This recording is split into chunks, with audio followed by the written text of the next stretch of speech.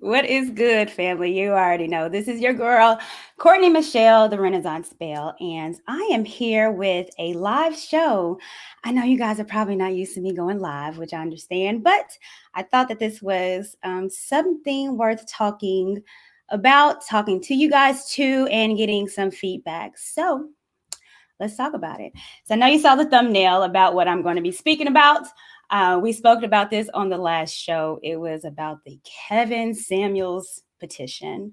I do feel a certain kind of way about the petition. Definitely because I know him. We here at Lapeef support him. He comes on our show quite often, shows mad love. He's even been able to invite me onto his show. So I was completely grateful. So when I saw this petition, I was like, man, all right, let's get, how I say, let's dig a little deeper. So that's what I tried to do. We reached out to one of the young ladies that did the petition, that created it. And she was supposed to be on the show tonight. And as you can see, I am solo. This morning, she decided to back out. Quite frankly, I'm not surprised. I'm not surprised because I think she wasn't ready to be challenged. She has been kind of jumping to show after show and kind of been an echo chamber. And I think that this show would have challenged a lot of the theories and the thoughts in the petition. And, when you have something that might be built on lies, the challenge is sometimes what people aren't ready for. I think it's funny because she just declined this morning, but previously, as of yesterday, she was with it. And I was like, well, maybe she thought that this was going to be another Kevin Samuels bashing where I am clearly in my late 30s with a child. So I'm a prime market of someone that should hate and can't stand Kevin Samuels, but I am the complete opposite. What he speaks is facts. He's changing people's lives as far as men and women. He is bringing Black couples together, and I completely support that. So we're going to do a show with or without the young lady. One Monkey Don't Stop No Show. And I'm going to go live regardless because I definitely have some stuff to say about it. I really want to thank, but you know what? Let me not kid you. I think she did a live maybe a couple of days ago. And if you remember last week off the Lapeef Network show where we talked about it, and I did say a comment, they asked me, what did I think about the people that started the petition? And I said, you know what? I think the broads are dumb. I did say that. And I think maybe she took offense that I said that. I mean, I said it respectfully. And I wasn't going to be combative. I wanted to have some good dialogue, but it sucks. But it's fine. I know she's watching because I think I've already seen her in the comments saying that she apologized for not showing up. But I think, understand the reason why she didn't, which is fine. I got some special guests going to join us to talk about this too. So I am actually quite excited about it. I definitely want to talk about the petition. And I want to do a deep dive in the petition. I'm going to bring somebody on with me as well to talk about it. But I want to take a few minutes myself to kind of give my perspective of it. The petition is completely built off lies. And it's really, really sad to see, especially when it comes to the domestic discipline, which she has been stressing on every platform available to her. About something that he didn't say. And this is what happens a lot of the time where people take a 15-second, a 2-minute clip of an hour-in show. Unfortunately, a lot of people, and especially Kevin Samuels, his detractors, they will not take out the time to do thorough research. They will not take the time out to show or to watch a complete show. They will take something and then blow it up, in which she did. That's very disingenuous. It's not honest. And quite frankly, it kind of hurts us as content creators because we're not able to speak freely and clearly off a huge platform. The only thing they want to do is take a clip and then try to get clout off of it. And I think this petition shows exactly what I'm saying. It's all about clout. So one thing I do know about women, we talk about women's nature. Me being a woman, I can, let some of the secrets out and the cat out the bag. When a woman is hurt by something a man has done, by something that a man has said, they become vindictive. We see this a lot in our society where women, and you can call them Karens. I don't know. We need to make up a word for when the Black women do this. Maybe call them Keishas. They get hurt. And instead of understanding how to deal with it emotionally and logically, they want to come for blood. They want to end your career. They want to mess up your entire family, all for their emotions and feelings. So they will make up a lie, make a petition to end a career of someone that is doing well because they are hurt. And unfortunately, I see this in a lot of women. They don't care who it hurts. They want to, again, be vindictive. And because you hurt me, I'm going to make sure that you hurt worse. And yeah, y'all seen this before. Because now I'm thinking about the women that cry wolf, women that say they've been raped and hasn't, women that say that they've been hit by their man but hasn't. And unfortunately, men have to lose a job, go through the legal system to be proven innocent. And then what happens to the woman? Nothing. She's able to ruin a man's life, his career, his family off a lie because she's hurt. And then once it gets proven, i.e. Emmett Till, i.e. the countless of women that lie on football players saying they've been raped and drugged, I'm not gonna bring his name up, and it's proven to be not true. And the women are able to walk off scot-free. Now I'm thinking about, I wish I had the lead attorney on here to see if it's something that could be done to women that do this to men and slander them. We talk about a lot about accountability and women need to be accountable. Well, men, I'm going to hold your foot to the fire. Women have been getting away from this so long and able to lie on you because you won't go to the police. If they put hands on you, you won't press charges and keep them. If she's lying about you on this, you want, foul civil claim at least for defamation or slander. And this is something that I would love to change. We have to hold people accountable, and men, you want us to be accountable, you got to help us. Because some of these women they're not used to it. We spent 30, 40 years of blaming everything on you.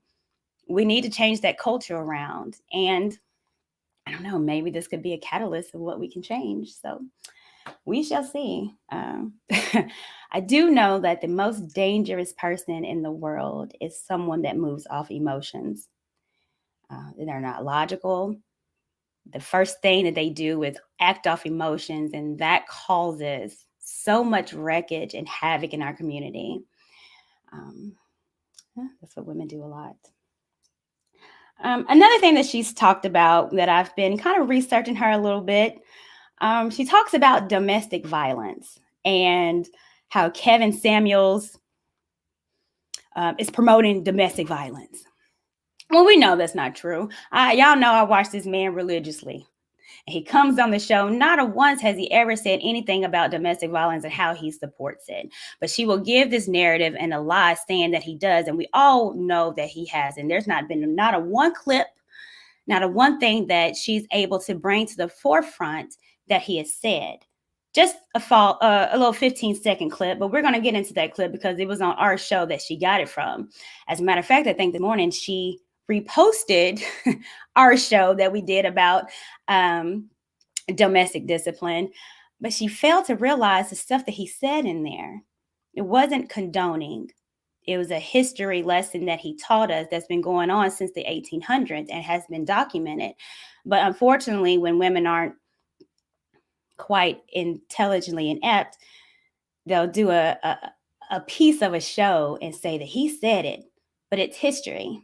It's been going on for decades, century, not even more, and it's still going on now. But don't worry about that. We're going to get to it. I do think that This petition and all this, in particular, the Black women that are his detractors, what it's bringing to light. What it's bringing to light is something that he preaches about all the time. It's women, accountability is a woman's kryptonite. That once we start exposing and examining the Black woman, and Sister Shiraza Ali said this as well too, they get uncomfortable. And they're like, oh no, you ain't gonna put me on blast, man. I've never. All I've done was make movies to talk ill will about you and songs and made podcasts. And how dare this Black man that's dressed to the nines every single day, that's articulate, smart, so logical, and makes so much sense, and is awakening not only men eyes, but women eyes, and looking at us. And it's like, okay, so either I'm going to change, or either I'm going to stay in my chaos. I'm going to stay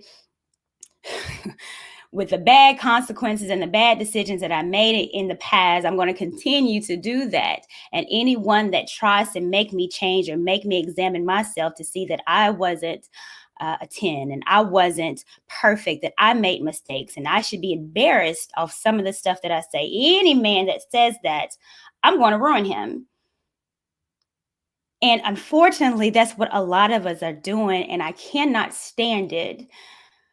I can't stand it because I am too, obviously, a Black woman. And I don't want to be pigeonholed into the angry Black woman that doesn't hold themselves accountable. And unfortunately, with these particular women that's doing all these hillbilly, I said hillbilly shows. They're not hillbilly shows. They're echo chamber shows that, sister girl, sister code. They're all listening to one another and using sign language over man, but they're not able to defend what they have to say. They can't negate anything that he has to say. The only thing they do is lie and make fun of. They couldn't end his career after they said that he was a woman basher. That didn't end it. He got more followers. It didn't end when they tried to come for his sexuality and lie and call him this and that, but a child of God. That didn't end his career. So now let's think of what we can do. Let's do a petition and get all the bitter, angry, baby mama, hit the wall women that don't want to hold themselves accountable of the mistakes that they made in their past. Let's get them and rally them all together to make a petition. That's not going to work either. His voice is too strong and the movement is too big. And unfortunately, in the petition, while you try to say women are scared and we feel like violence is going to come because of what he said, well, you have women like me that's saying, no, that's not the case. I actually feel safer. Me holding myself accountable. I got a tribe of men that rock with me. And they like, because you're honest and you're transparent, you've made your mistakes, but we're willing to rock with you because of your honesty. And you're not on here lying and, wanting to disrespect the Black man. You're wanting to work with us. And any logical person can see that if someone is willing to work with you, then they're going to rock with you. I don't know. Seems elementary. I told my child that before, but unfortunately, they say an old fool was a young fool. That's what my grandmama and them used to tell me, so I don't know.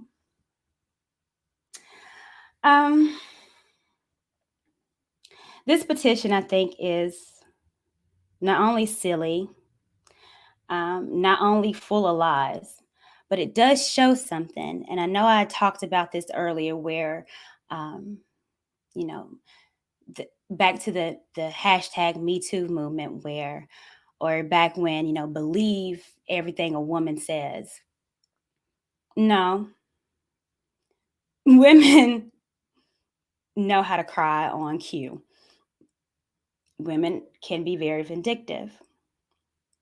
Women will lie on you to get their way. So am I going to believe every woman, every Black woman? Absolutely not. They're people. I don't believe anybody at that point. I mean, I respect you, but a lot of that stuff is earned. So no, you're not getting that from me. We're going to examine and pinpoint, what did you say? Is it the truth? And that's what we're going to do today. We are going to pinpoint and examine this petition. I think the petition, and I'm going to pull it up right now. The petition is dangerous. It's dangerous because it shows that you can lie and get clout off of lies.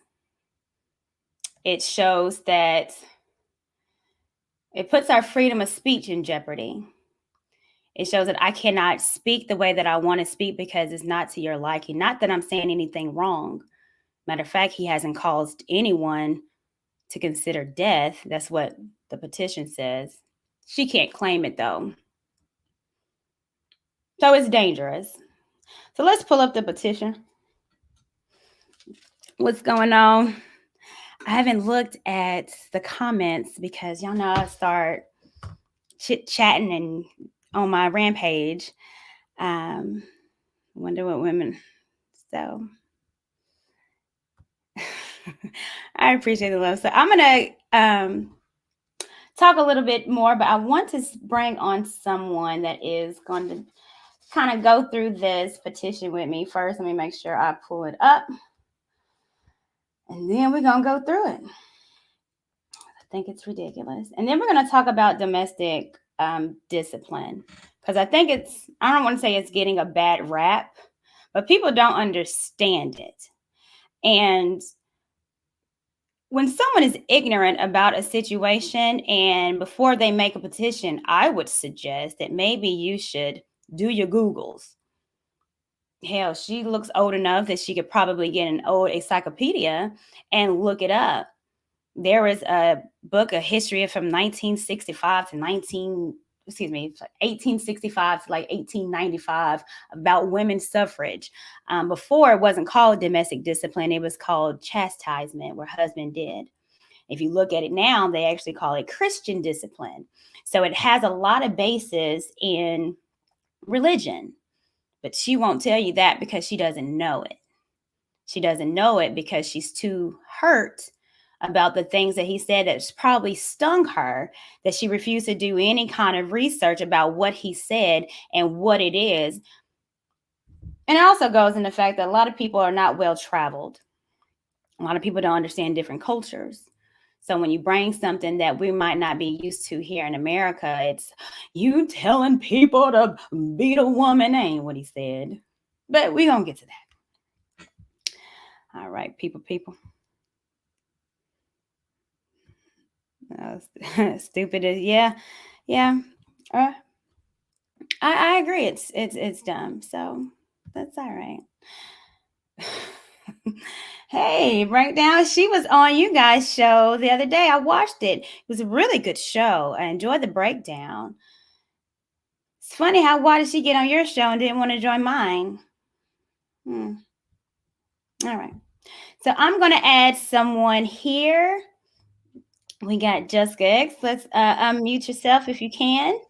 Hey. Hi, Jessica.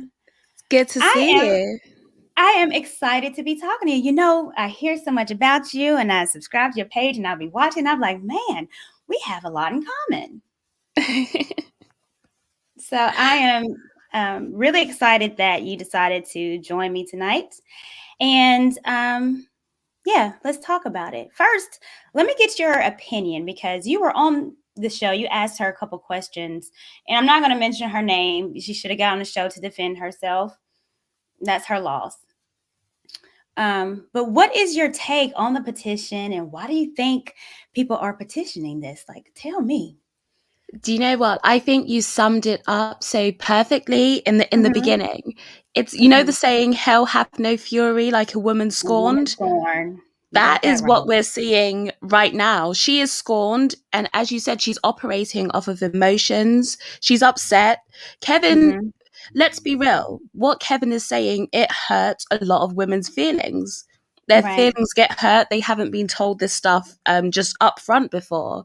And so in her feelings, she can't handle it, basically. And the petition is a way for her to try and silence him. Her and other women alike, they want to silence him to feel better and to stop the movement of men saying, listen, I'm not going to take this anymore. I'm not going to have this anymore. And that's essentially what I feel she's trying to do with the petition. Yeah, I totally agree. But what I'm kind of confused on, because, she said that she was married. Mm-hmm. So if she's a married woman with a family and he's advocating for women to get married and to marry before carrying, what is the hurt about? I've learned to take, and I don't want to say she's a liar, but I've learned to take the claims of marriage with a pinch of salt.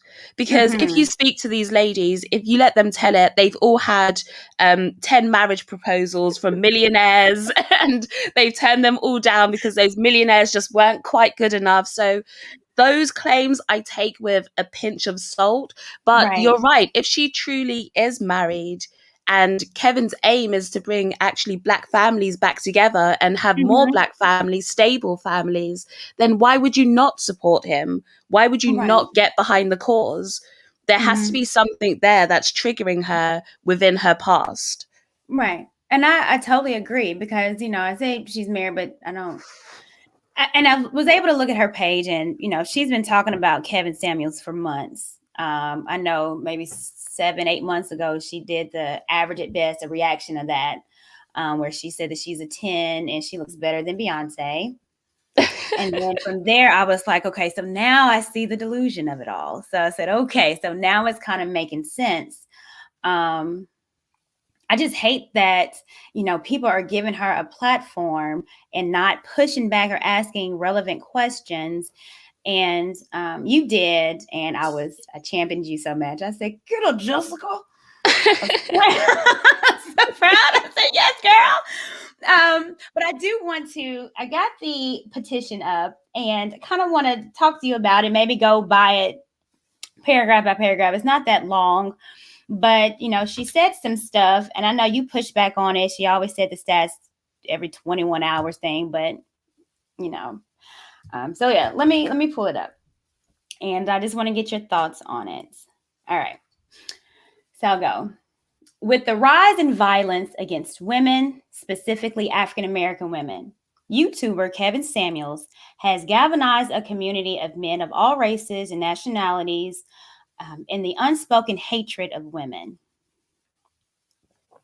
Removing the voice of divisive vitriol will allow women to feel safer, not only in public spaces, but online communities as well.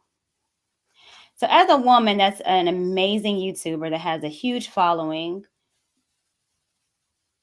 Do you feel unsafe? No, I don't.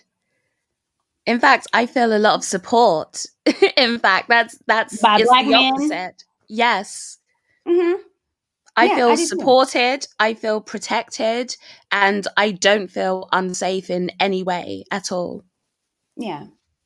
Nor do I. Like, being on a platform, you're going to get people that disagree and not, but I don't feel unsafe. I don't feel unsafe walking out. I don't feel like a red pill community is going to be burning steaks in front of my house.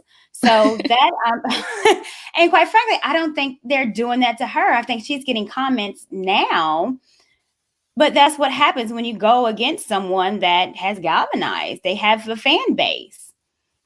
And I think it's interesting because she's doing this with Kevin Samuels, but I would think she would probably do it against Beyonce.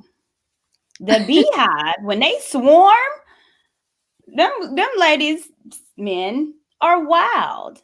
But that's just them. But it has nothing to do with Beyonce. It's just people sometimes are fanatical. What is Beyonce supposed to do about that? What is Kevin supposed to do about that? And there is nothing that he can do about that. And what she has to realize is that if somebody is going to do, Kevin has no control over that.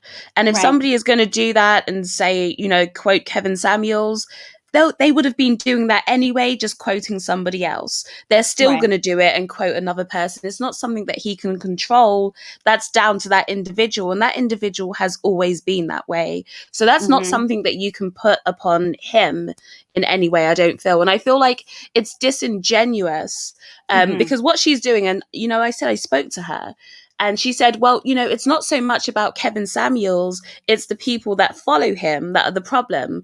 But I know for a fact that she's following other channels on YouTube who are putting out problematic narratives about Black men and condoning and laughing about domestic violence against Black men. But that's okay with her. So she's okay with supporting those platforms, even though the followers are saying certain things, but then she has a problem with Kevin. The two it didn't add up to me. Yeah, well, let's call a spade, Jessica. I mean, one of them I know that she follows as support of is Cynthia G. Yeah. Who has, said black men are only good for sex, but not good for dating. Like she has talk about vitriol towards Black men. And for a woman that's quote unquote married, maybe she is, maybe she's not married to a Black man, I don't know. But you have all this to say about Kevin. Where is that same energy? And this is why I know it's clout. This is why I know that she's not being genuine and she's not being honest. Because if she feels so hard about women being disrespected, then she needs to feel the same way about men. Right. And that's the thing.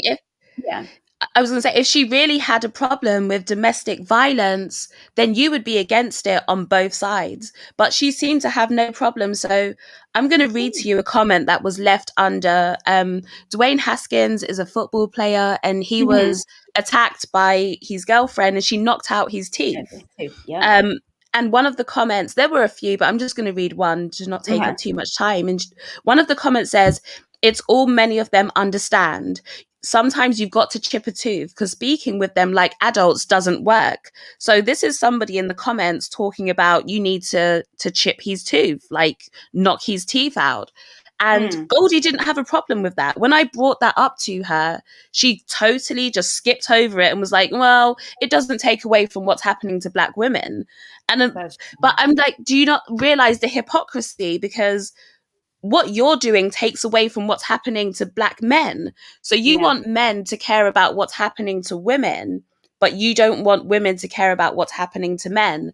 And that's how you know that she doesn't really care about domestic violence. Because if she did, she wanted to put an end to it, she'd be willing to speak about these things. She cares about clout. That's how I see it as well. She's looking to get clout off of Kevin Samuels, and she wants to be the woman that took him down, even though it's never going to happen. No, it's not. We can talk about all day why it's not, but I honestly feel that way now. And even now, just going to her page today, when I tell you, Jessica, she has about 5 or 6 videos that she posted today. So now she got all the time and everything's about Kevin Samuels. It's about the Lapeef show and things like, and I'm just like, well, you got a lot of time on your hands. For someone that's just really focused on women and domestic violence, you sure is posting a lot. And something that she also said too, she was like, I want to go and to make laws that have more stringent consequences with someone that beats a woman and stuff. And I'm just like, well, why aren't we talking about that? Because I'll get up on that for sure. So if that's what you want to do, let's talk about who are you lobbying against. But of course, that's not. It's just clout because she wants to be obviously a YouTube star. And that's what I noticed. So I went back and I looked at her page, and she was, I think she's been on for a couple of years, and she probably uploaded something like 10 videos. But then since this petition and since it gained a bit of traction, she has been churning out the videos one after another. Yeah. And so you're obviously enjoying the attention. You obviously want more attention. You're inviting it upon yourself, pulling these little stunts like saying you'll appear somewhere and then don't appear and getting your name in certain places. This is all about attention. And I said to her, if you have a petition to end domestic violence both ways in the Black community, I'd sign it. I'd be like the first person up there, putting my signature on it. But that's not what this is about. Let's be clear. That's not what she's on. No. And I know she's watching now because she made a comment even before I went live. I saw, she said, I'm sorry, I'm not going to be on, but I'm going to do a reaction. Well, of course you're going to do a reaction because you're scared to get on and to debate a woman. Well, 2 women that are in support of him. And, if you really, really felt like this was honest and you really felt women were being harmed by what he has to say, then it should be easy for you to say it to a supporter or a non-supporter. It should be easier for you to get on any platform and say your piece. And if it's true and it's honest and you truly believe it, then it doesn't matter who's coming with you or against you. You should be able to stand Chicago really 10 toes down on it. But because you chickened out in this morning and got scared, that's how I know that you're not real. She is scared because I spoke to her for a little bit and it became clear that there's no integrity. Like her argument has no validity, and that's why she can't handle the questioning. She can't handle it because there is no substance to what she's saying, and she could not answer a single question directly, not a single one. She kept deflecting, changing the subject, bringing it back around to just, well, you know, women, domestic violence, women are hurt. And it's like, okay, but let's look at the bigger picture. Let's truly understand. If that's what you're saying, let's make changes. As you said, like, if you want to start lobbying, who are you lobbying to? What are you doing? We'll help you. But there's none of that because that's not what she cares about. Not at all. Not at all. All right. So let's go back into this petition. All right. Freedom of speech is a constitutional right for each of us. However, when the speech is loaded with thoughts of threats of violence towards women, manipulation of young women, and even fantasies of death to women, that freedom of speech becomes a prison for all people whose thoughts and desires are intended to isolate. Fantasies of death. Where is she getting this nonsense from? Who is fantasizing death of black? No, what black men are saying, we want to marry you guys. We need something to marry. Like, we're trying to work it out. We want you. There are fantasies going on, but the only fantasies that are happening are in her mind, because that's the only place I can imagine her pulling this from. How do you even substantiate this? Where is she getting this? Right. I really am trying to figure out. And the fact that she has almost 7,000 people that have signed this. And I'm like, what? They clearly don't listen to him.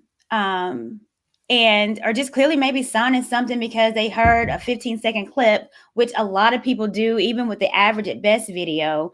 No one listened to the whole thing. They just saw a clip from World Star and then made it go viral.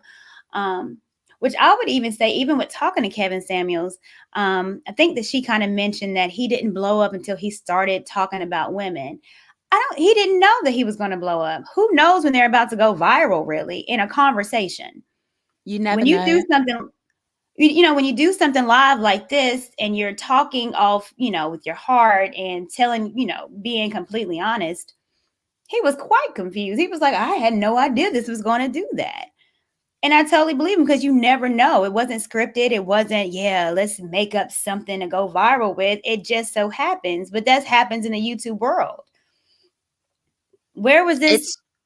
I was going to say, it's all organic. It's all organic. You can't predict it. You don't know that it's going to happen. It just happens naturally. But it brings it back around to a very good point, because when you listen to a lot of the people who actually have critique of Kevin, one thing that you find a lot of them have in common is they say, I don't watch Kevin.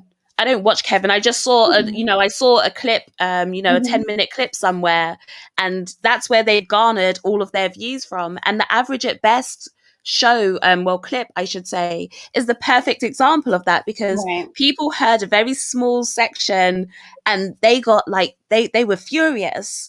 They were like, who is this man? How dare he? He doesn't have the right to do any of that. But then people actually went and checked him out and they watched the full clip and they were like, do you know what? He's actually making a lot of sense. Yeah. He's actually right. And it helped him get a lot of support. But I just find it just so ignorant. I almost dismiss people straight away when they say, I don't watch him, but I think this of him. I don't watch him, but I know everything about him. It's absurd. Yeah. I totally agree. And I was one of those women. How I got introduced was that. And I was like, ooh, oh my God, who is this man? And so let me, but let me just watch this show. Let's see where this come from, because I know that I can't just base or try to judge someone off a clip. His shows are like 3 hours long. So you gotta watch a show. And then when I watched it, I was like, he was absolutely correct to tell her that. She was out of line. She was average. And she's wanting someone that, historically was not going to want you. Like, it's okay to date someone normal. And it's honestly with him, I know that he wants to bring people back to reality. Like, I don't know why we live in this Black Hollywood thing where we are just, all of us are just so fabulous with these eyelashes and all this. Is like, come back to reality. And there's nothing wrong with just being kind of like your normal self. This is me. I'm working on being better, but I'm old, so I'm not going to, my S&V is not going to be that of a 25-year-old, but that's all right. The average thing really hurt women, and they took offense to it. It's like, how dare you call her average? But there is nothing wrong with being average. Most people are average. It's just normal. There's nothing wrong with that. But she really was almost a catalyst, because a lot of people could just see sort of the delusion and the priorities of women in today's society. So she's a mother. And I remember she's a mother. When she listed the qualities that she's looking for in a man, not one of them applied to anything that could, benefit her son. Nothing. If this is a man that's going to be around your son, you're going to be looking for some sort of leadership, fatherly qualities, because his father wasn't in his life. You're going to be looking for those things, and you'd mention it. She didn't mention that at all. She was just concerned about the money. And that's the mindset that so many women have, is just money. As long as he's rich, that's what I want. And then when you asked her what she brought to the table, she said, well, I can plant in a garden. And it's like, you want this 6-figure man, and all you can do is bring a few organic carrots from the garden. Like, really? But this is the delusion, in today's society. It really, really is. And, and it's so weird, Jessica. And I feel this way, and maybe you do. It's, once you kind of see and become more logical of a woman, the more people are like, what? You actually get it. And they're surprised. And I'm like, man, are we that lost as women, where when we think or, become, more logical, then we become unicorns? And it shouldn't even be like that. This should just be the basic mindset of women. This is just like basic logic. We should be able, and it's crazy because we have to fight back almost against this notion that women can't operate off of logic. Women have no logic. Women are just always emotional, always this. So we have to fight back against it. But this should be a basic setting. We shouldn't have to be unicorns, because people have reached out to me and they've said, oh, Jessica, I really want you to work with Courtney Michelle. Go check her out.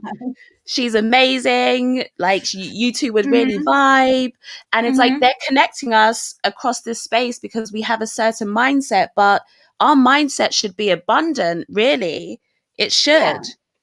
I totally agree, because it's not that we're saying anything that is rocket science. We're just saying, hey, if men are saying that they want this and you want a man, it would behoove of you to listen. And that's literally the only thing I'm saying. Do you know what? Like, part of me is like, you should be happy that these guys are actually out here. They're giving you free game. They're giving you the blueprint, of what they want and how to do it. Just when I tell you, I've said that before. I said they're giving you the cheat code. Yep. And they're giving you the cheat code. If you have a problem with meeting someone or you don't know how, then you go to these communities, i.e. like Kevin Samuels, the Lapeef Network, Anson, O'Shea, and they're saying, hey, this is what we want. Think about how a little bit of this. For decades, you've had magazines, even online blogs, whatever, TV shows speaking about what do men really want, how to get inside a guy's mind, how to figure men out. Like, that's been going on for decades. We're at this point in time now where we can go over to a show like Kevin Samuels, your show, the Lapeef show, my show, wherever, and we're able to get basically, like you say, the blueprint, free game. Like, they're telling you straight up, listen, all we want is XYZ. This is what you have to do. Like, why are you upset? This is a chance for you to be able to get what you want or know how to improve yourself to get what you want. Right. If somebody tells me I need to improve, if I really want something and they're like, okay, Jessica, you need to lose 10 pounds in order to get it. I'm like, okay, take it on board. I'm going to lose that 10 pounds so I can get to my goal. But women would rather be offended and say, how dare you say I need to lose 10 pounds? You're going to take me as I am. But yeah, women should be happy. You've got the blueprint. Cheat code, as you say. Yeah, I totally agree. And I'd say even that with the losing weight part, again, these are stuff that I'm having to deal with.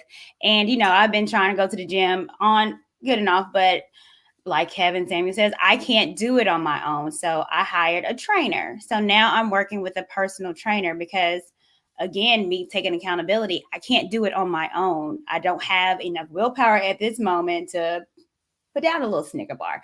So I have a personal trainer that is going to help me and give me tools to, you know, to be better. Him saying that is only going to be more beneficial to my life.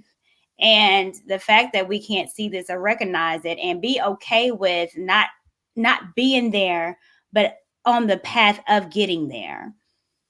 And I don't think that's even said, like, you know, all of us are not expected to be at that point where we're like, okay, I got it.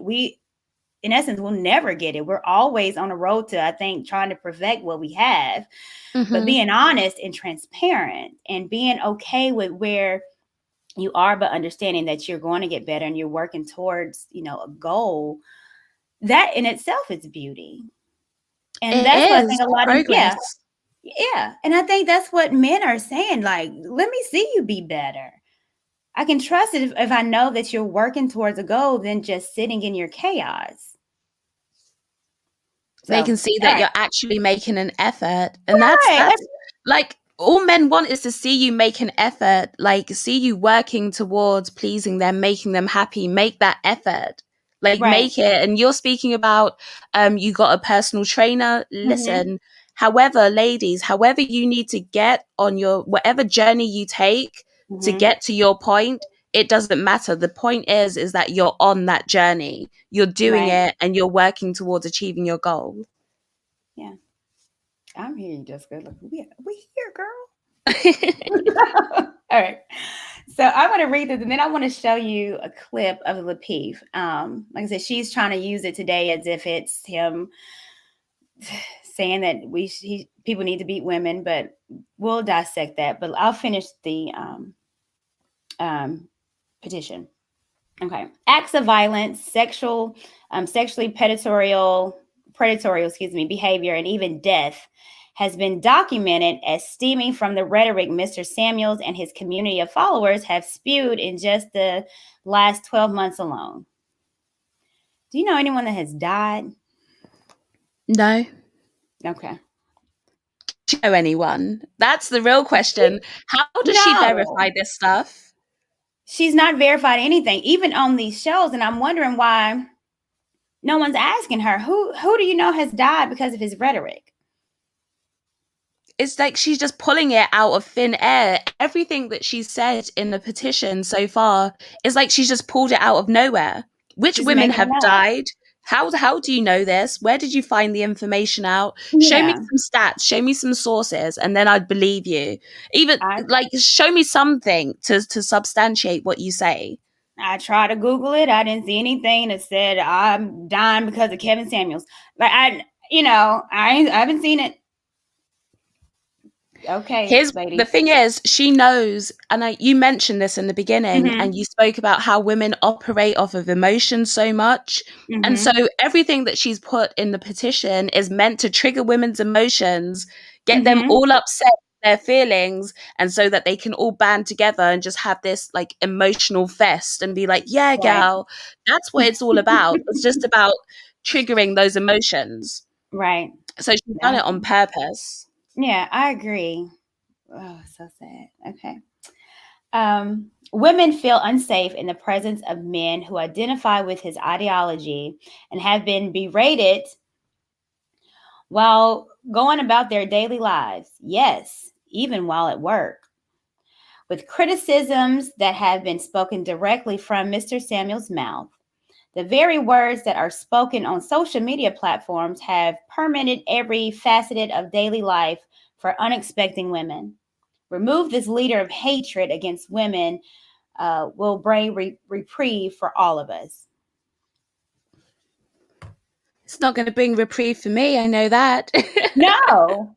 No, he's needed. And women, I don't know, there are women out there. They might not have a platform like me and you, but there's a lot of women I know. I get my messages, and I'm sure that you do. It's like, man, I am grateful. My marriage is so much better.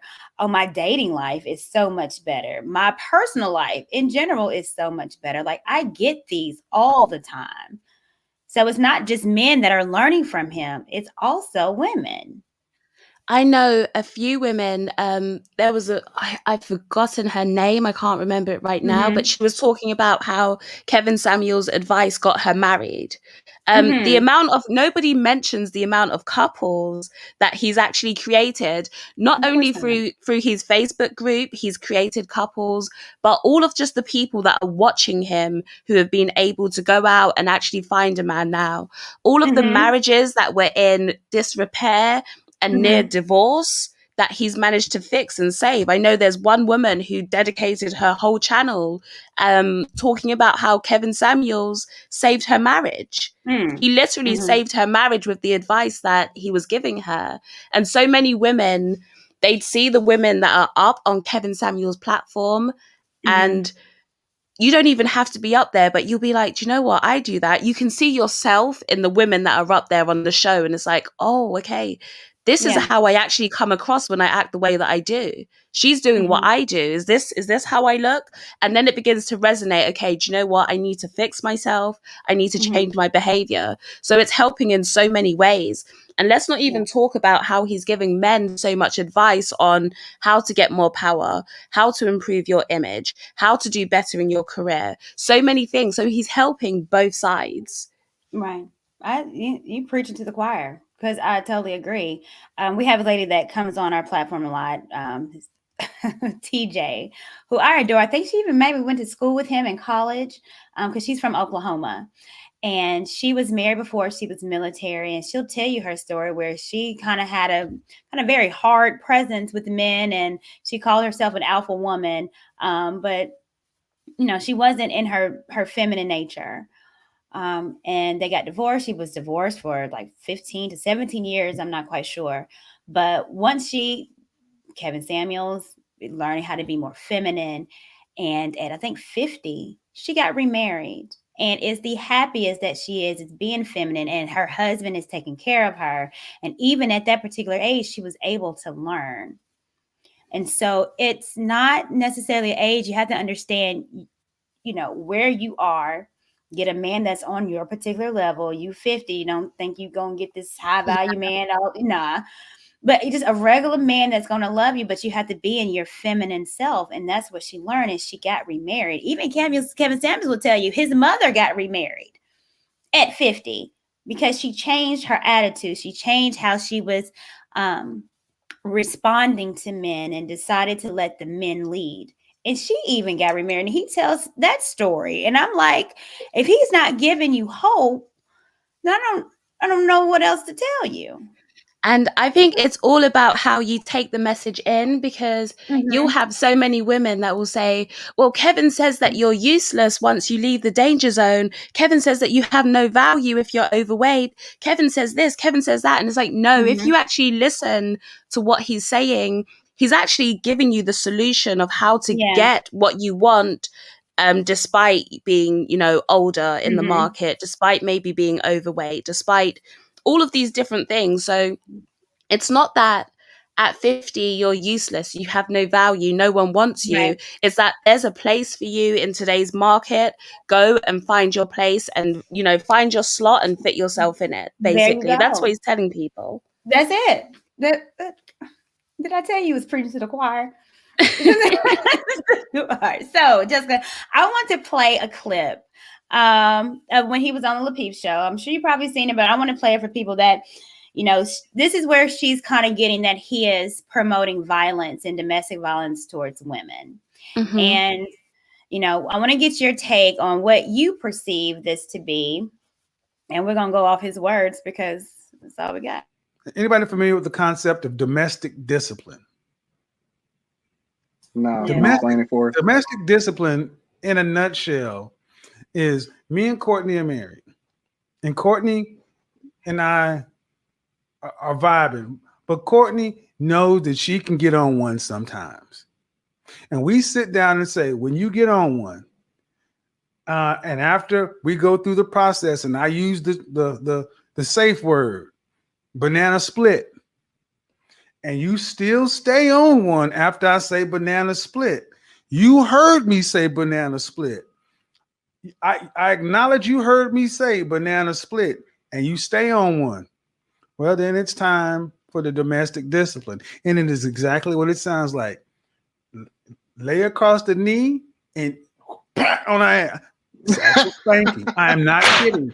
I am not kidding. And what I will do is I will put the links to the women who teach this stuff. And this has been talked about in sectors of the manosphere. It's adult correction. I've never heard of that before in my entire life. I hadn't heard of it until I got here on YouTube, but I'd heard of the concept, but I didn't hear it that way. And the thing is, it doesn't, and it's nonviolent. And here's the point. Can you imagine being a grown woman and you got to hear banana split and you should have stopped and you kept on going, and then you gotta, and the woman has to volunteer for this. She volunteers to do this. It's not coerced, and it doesn't rise to the point of respect. Lay down, get. So what did you get from that clip? It's like, how could I put it? It's a unique, how could I put it? It's a unique, I'd say, like, aspect of a relationship. So I actually found out about the domestic discipline, principle before all of this came about. So I was just on Facebook, just randomly going through videos. Yeah. And I saw a video about domestic discipline. And what they had was this couple who created, it's almost a contract. And so it's, if you do something that's out of line, you're going to have to do chores. You might get a spanking. You might have to, just different consequences for your actions. And it's something that's consensual, and it falls into the realm of BDSM. So you'd have a dom and you'd have a sub, and these people enjoy playing these roles. So subs like being subs. They enjoy it. They get something out of it. And doms like being doms. They enjoy it. They get something out of it. So it's two consensual adults coming together and creating something that works for them. And for them to take it around and flip it and try and create this notion that Kevin is promoting domestic violence. Let's be real. This is not domestic violence. This is two consenting adults doing something that they actually enjoy and that they get fulfillment out of. They're fulfilling their roles that they like. So to flip it around and say domestic violence, it's a stretch. It's a real stretch. It's a huge stretch, and it's false. It's a lie. These people, there's classes, there's seminars on how to start it off. So it's not like, oh, you made me mad, get over my lap, banana split. Like, that's not how it goes. That's not how it goes. There's classes, there's seminars. I went online. There is actually a website that's been up for 10 years. And the guy's been teaching it for 25 years before Kevin Samuels was even known. So let's go after this guy, but she won't. A domestic discipline society, which is it's a website on starting couples off on domestic discipline. Now, you don't have to agree with it, but it's something that has been going on for a very long time. It was talked about. I know there was a book made in the 1800s about it. Again, it was called something different, but it was the same concept as the men as the head of household. And this is a way to make sure, that the woman is following your lead. And it wasn't always spanking. They would be, put in timeout. These women would be grounded per se like a child, but again, you don't have to agree with it. No one is saying that you need to run your household like it, but this is stuff that's going on in society, and knowing about it and telling people about it is no harm, no foul. It's education. And there is this whole, and I feel like people are being purposefully disingenuous because all it takes is a Google search. Go and Google domestic discipline, and then you'll see that it falls under the realm of BDSM, and that's a whole subculture. And like you say, they've been teaching this stuff for decades. BDSM isn't anything new. And what I think people don't even realize is that a woman can actually be a dom in the domestic discipline relationship. You have women that are doms and men that are subs. So it's all about that leadership position and that, submissive position. And if people enjoy that, who are you to tell them that they're not allowed to indulge? Because then we get into a slippery slope. I don't know how much I can say, but do we say you can't spank a woman's butt during sex? You can't pull her hair during sex. That's discipline right there. Oh my God, that's abuse. Right. Don't pull her hair. We're getting down this slippery slope, like you can't grab my butt, you can't do this. That's abuse. So how far are we going to go with policing people's personal relationships? Something that's coming between two consenting, and that's the part that I want to highlight, two consenting adults who actually enjoy what they're doing. People get enjoyment out of this. Who am I to please that? Who is she to please that? Yeah, so I agree. I think, I know that it's frivolous, and I want to know, and I don't think that he has the time to do it. But if I was a lawyer, I have all the time. I would do pro bono because it's slander.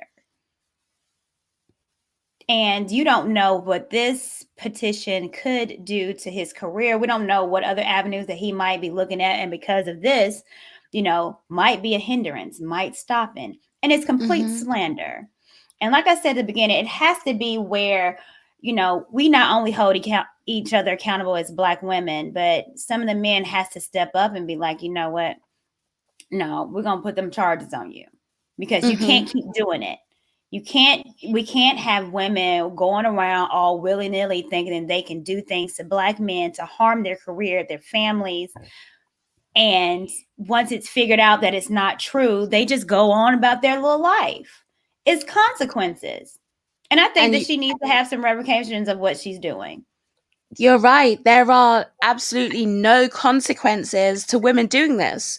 And we can look at it. We can say Kevin Samuels is never going to be cancelled. He's too big now. The petition isn't going to work. But when we actually step back, just even away from that, and actually look at what she's trying to do, she is trying to destroy somebody's life. She's trying to say that he's promoting murder, violence, death, that he's ruining the lives of thousands of people out there. Do you know the implications of that? So even though people will say, oh, she'll never get Kevin Samuels removed, we know that. But think about the intentions behind what she's doing. It's the intentions that count. And her intentions are to ruin this guy's life, ruin Kevin's life, because she's in her feelings. And she can get the opportunity to try and ruin his life, destroy him, his livelihood, his future prospects. And as you say, walk away like nothing ever happened. Like, oh, my bad, sorry. And just walk off. There has to be consequences. So men have to stand up, because I spoke about how men, Black men, particularly men, at a higher rate than any other group when we're compared to the national average, even more so than Black women. And that's something that she kept on speaking about. Black women face domestic violence more than, any other group of women. Well, Black men face it at a higher rate than everybody, including Black women. So men need to start actually enforcing consequences on these women. Don't let somebody punch you in the face and say, oh, I'm a man, I'm just meant to take it. That's what we do. No, go and press charges on her like she'd press charges on you. Make her face, because it's only with consequences and accountability that you're actually going to change that behavior. If there's no consequences or no accountability, then what incentive? Right, there's no incentive to change, because why would they? You're right. I totally agree. So, I mean, this is something that does have to change in our community, because at the end of the day, that woman's going to be hitting on you. You dump her, she's going to be hitting on another man. And this is just perpetuating and think it's okay. And then they get into their sister code of sister girls, and they high five and I slice his tires. He ain't going to do it. Yeah, I slapped him. He ain't going to do it.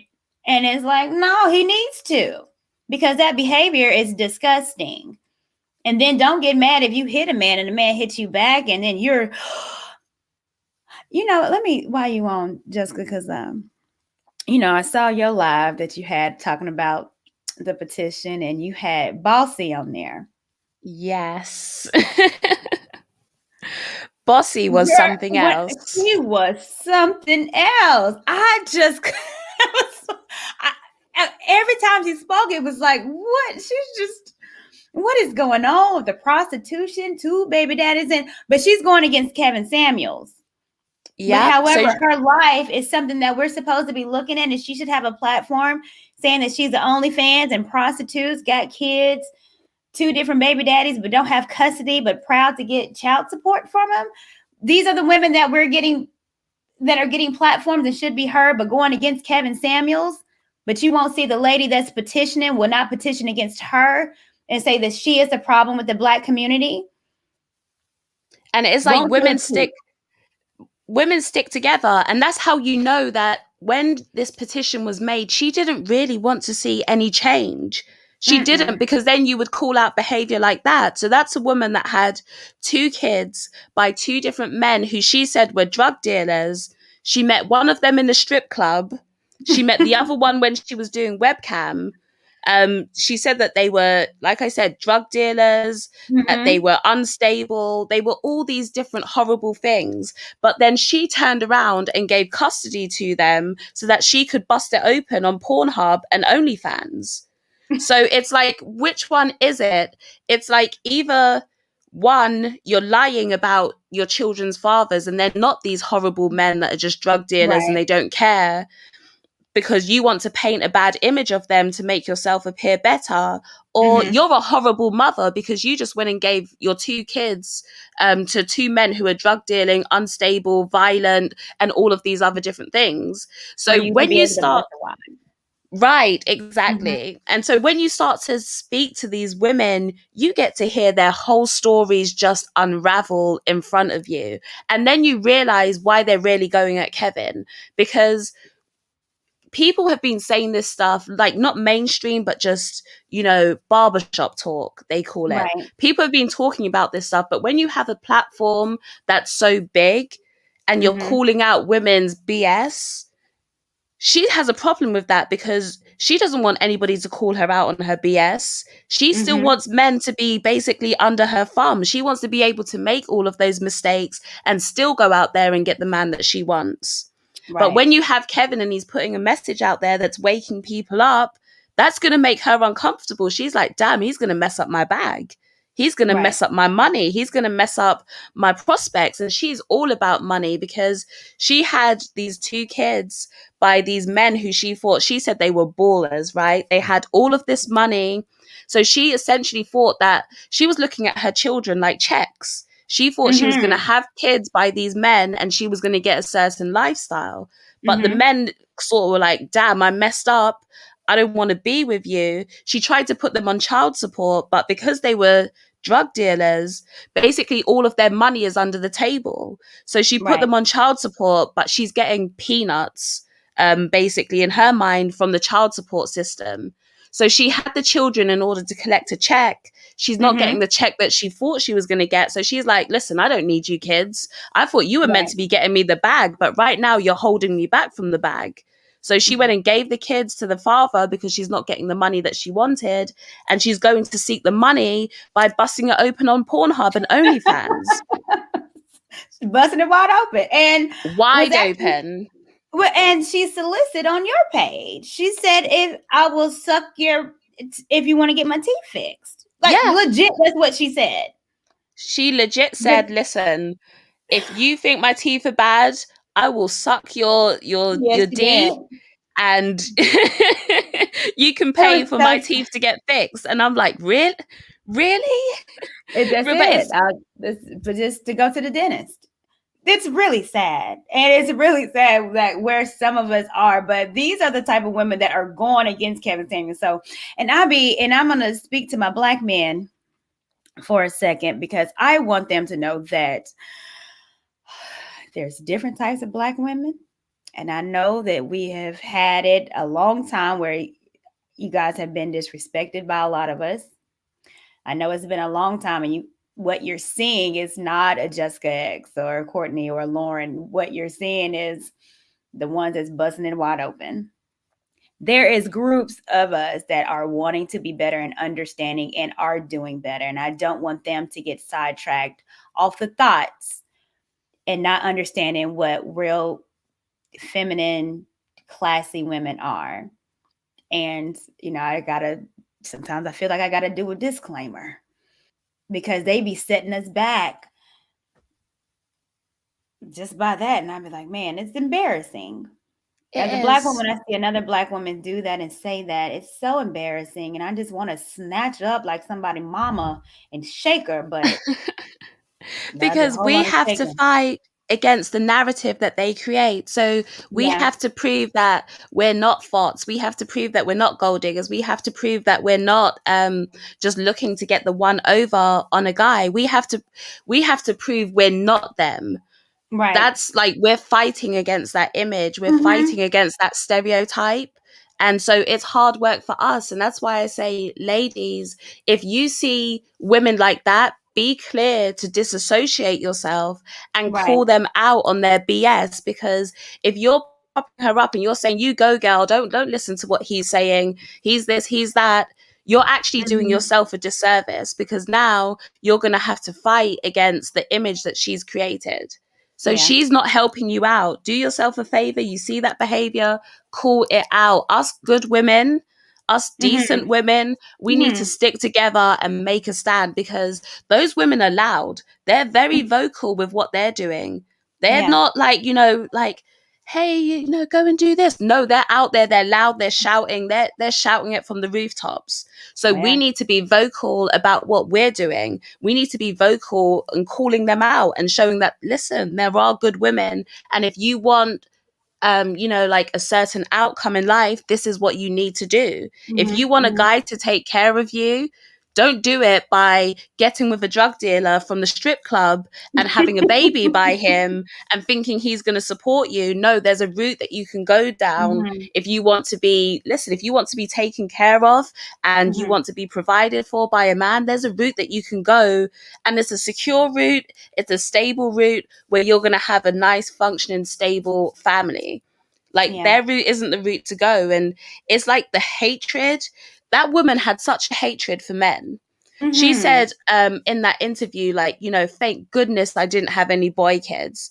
And I said to myself, thank goodness too, because if she had a little boy with the hatred that she has for men, she would have made his life hell. She would have been telling him every day how he ain't ish, just like his daddy, destroying his self-esteem before it's even had a chance to grow.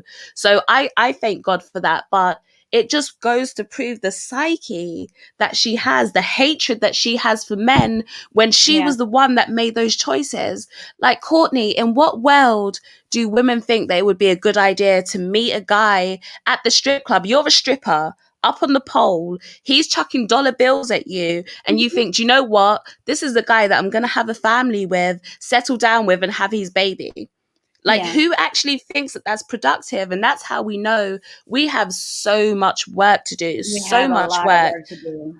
Over here in England, it's the same over there in America. There is so much work to do where you, like, just, I can't even fathom it. Like, you meet a guy on webcam while you're popping your boobs out, jiggling them around. He's sending you £1.50 in a minute. And you think, do you know what? Yeah. This is the guy that I'm gonna have a child for. This is the family unit I need. Yeah. It's like the delusion. Yeah. And especially she had 2 girls. And so how are they gonna be raised with their mom popping it all open? What are these young girls gonna think? Or what does it mean to be a woman? And this is what our generation is coming up with. So I just pray for those little girls that they, look at their mother and be like, I love you, but no, there's so much. It's a better way for me just giving myself to every single man for $5. So it really is a cycle. I was just going to say quickly, it really is a cycle. And sometimes I have to pity some women because they've grown up with mothers who have never told them any better. In fact, they've grown up with mothers who have set them up for failure, because that woman has 2 daughters, and what she's going to teach her 2 daughters is to hate men and to just go out there and try and use sex to get whatever you can out of a guy. She's setting her daughters up for failure. And as a child, that's not your fault. You're a product of your environment. Right. And so her mother is setting her up for failure, and these women don't even see it. And then in the end, they're still going to turn around and blame men and say, well, men didn't teach me any better. Men aren't doing this for me. Men didn't build for me. And it's like, no, your mother set you up wrong from the very beginning. But yeah. Yeah. Well, I'm going to invite one of my girls on here. Her name is Lauren. She's a doll. And just to add her to the conversation, I think I'm going to take some calls. So, Jessica, do you want to hang out for a minute and take some calls with me too? Sure. It's been great. I don't know if you got time. We'll bring another homegirl of us. I like this because you know what? You don't see this. You don't see, women getting together and, like-minded women talking. So I love it. So people, if you guys want to get on, I'm going to take a few calls here in a moment. So refresh your browser.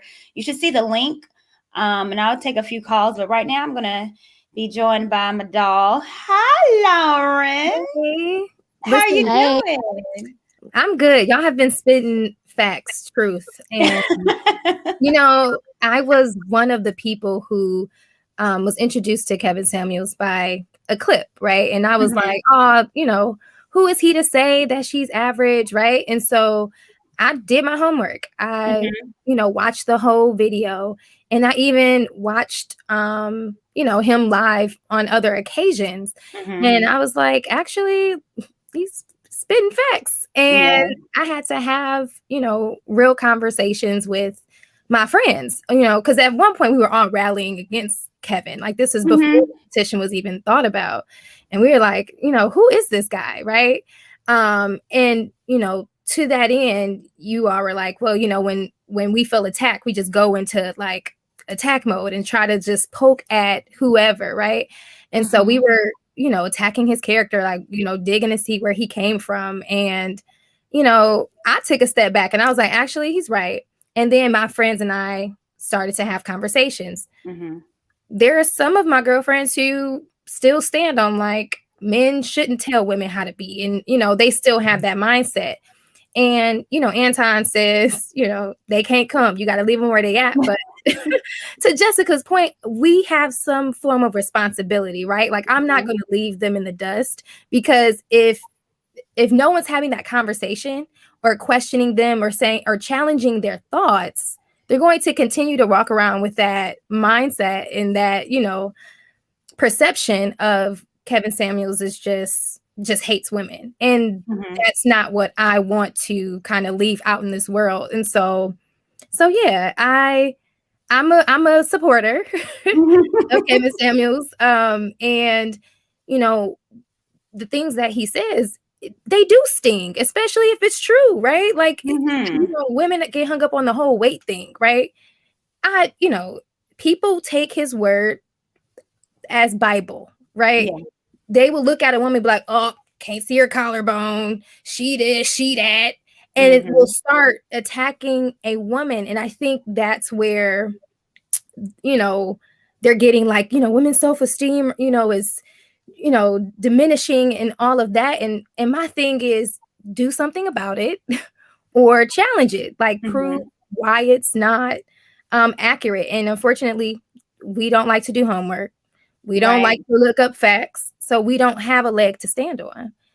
So it's just really unfortunate that instead of changing, holding each other accountable, or doing the homework to find facts that dispute what he's saying, we resort to, let's just shut the whole thing down. And that's just a disservice to really bringing together Black families. Like, that's his ultimate goal. Like, we're trailing in so many avenues. Why wouldn't we want to, you know, get the truth so that we can be better? So I have just, you know, listening, I'm just like, all of these thoughts have been like swirling in my head. And I'm like, yo, we got to do something. So I'm really glad that you had Jessica on here. So yeah. Hey, Jessica. Well, yeah, I know. And I, you know, I had to chime in because I have been wanting to talk to you, Jessica, and kind of, you know, pick your brain a little bit. So I'm glad this was kind of our opportunity. And, you know, I think everything happens for a reason. And I don't, you know, the ladies that are doing the petition, they don't know that it's going to make him bigger. Yeah. And it's pushing women out to be more, you know, have a voice and saying, no, he's needed. So I don't know if she knows, but, you know, she's creating a beast out of him and out of women that are now just like, I'm going to stick up and I'm going to talk. And it's not necessarily just because I support him.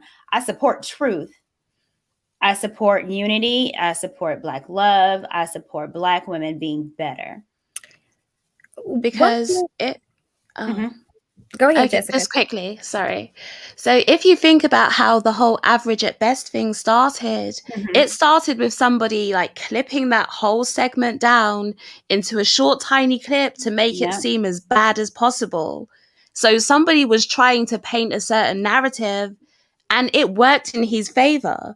It actually worked to promote him and get it out there. So you're right. You're just helping to create like a beast, an unstoppable force. Sorry, Lauren. Oh, no, I was just going to say I think what people really want to attack is perhaps the delivery, right? They don't like how he's delivering the news. They don't like how he's delivering the message. But the truth is, they're not going to like whatever way he delivers the message, right? He could say it, he could package it up in a bow. He could, you know, say it how he's been saying. They're just not going to like it because, again, they don't want to take accountability to the pieces of their life that they, you know, let fall to the wayside, right? People aren't going to change unless they're ready to change. When you are absolutely broke, or you're 45, 50, and you like, I'm not married, I haven't had any prospects, what am I doing wrong? Until you hit rock bottom, you're not going to want to change. And then you're going to wish you had listened to Kevin Samuels. Right.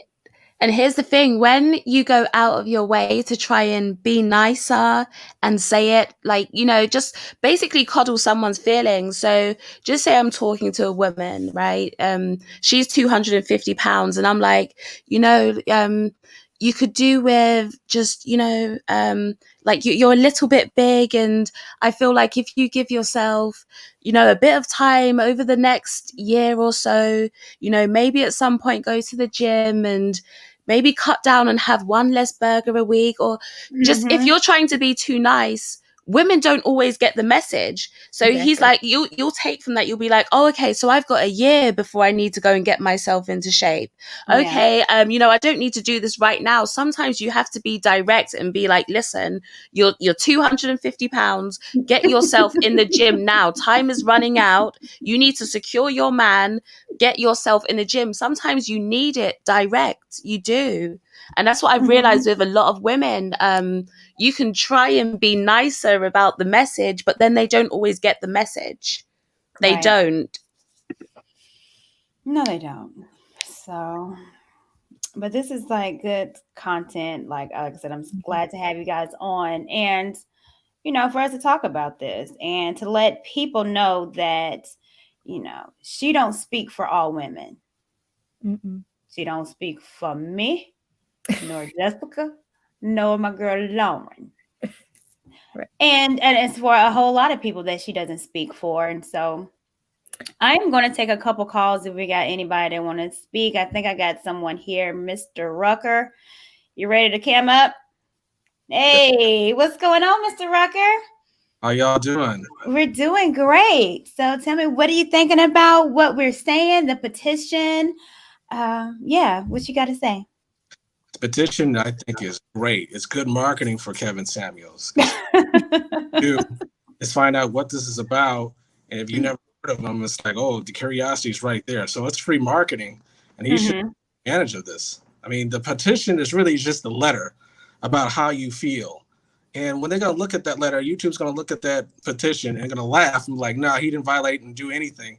We're going to keep rocking with him. So I don't know what this whole petition thing is going to do. It's not going to do anything. I mean, maybe it's giving them something to do. Maybe they can feel like fulfilled in their day, but it's really just laughable at this point. It is. And the tragedy of it all is I don't think she's getting the clout that maybe she had hoped for.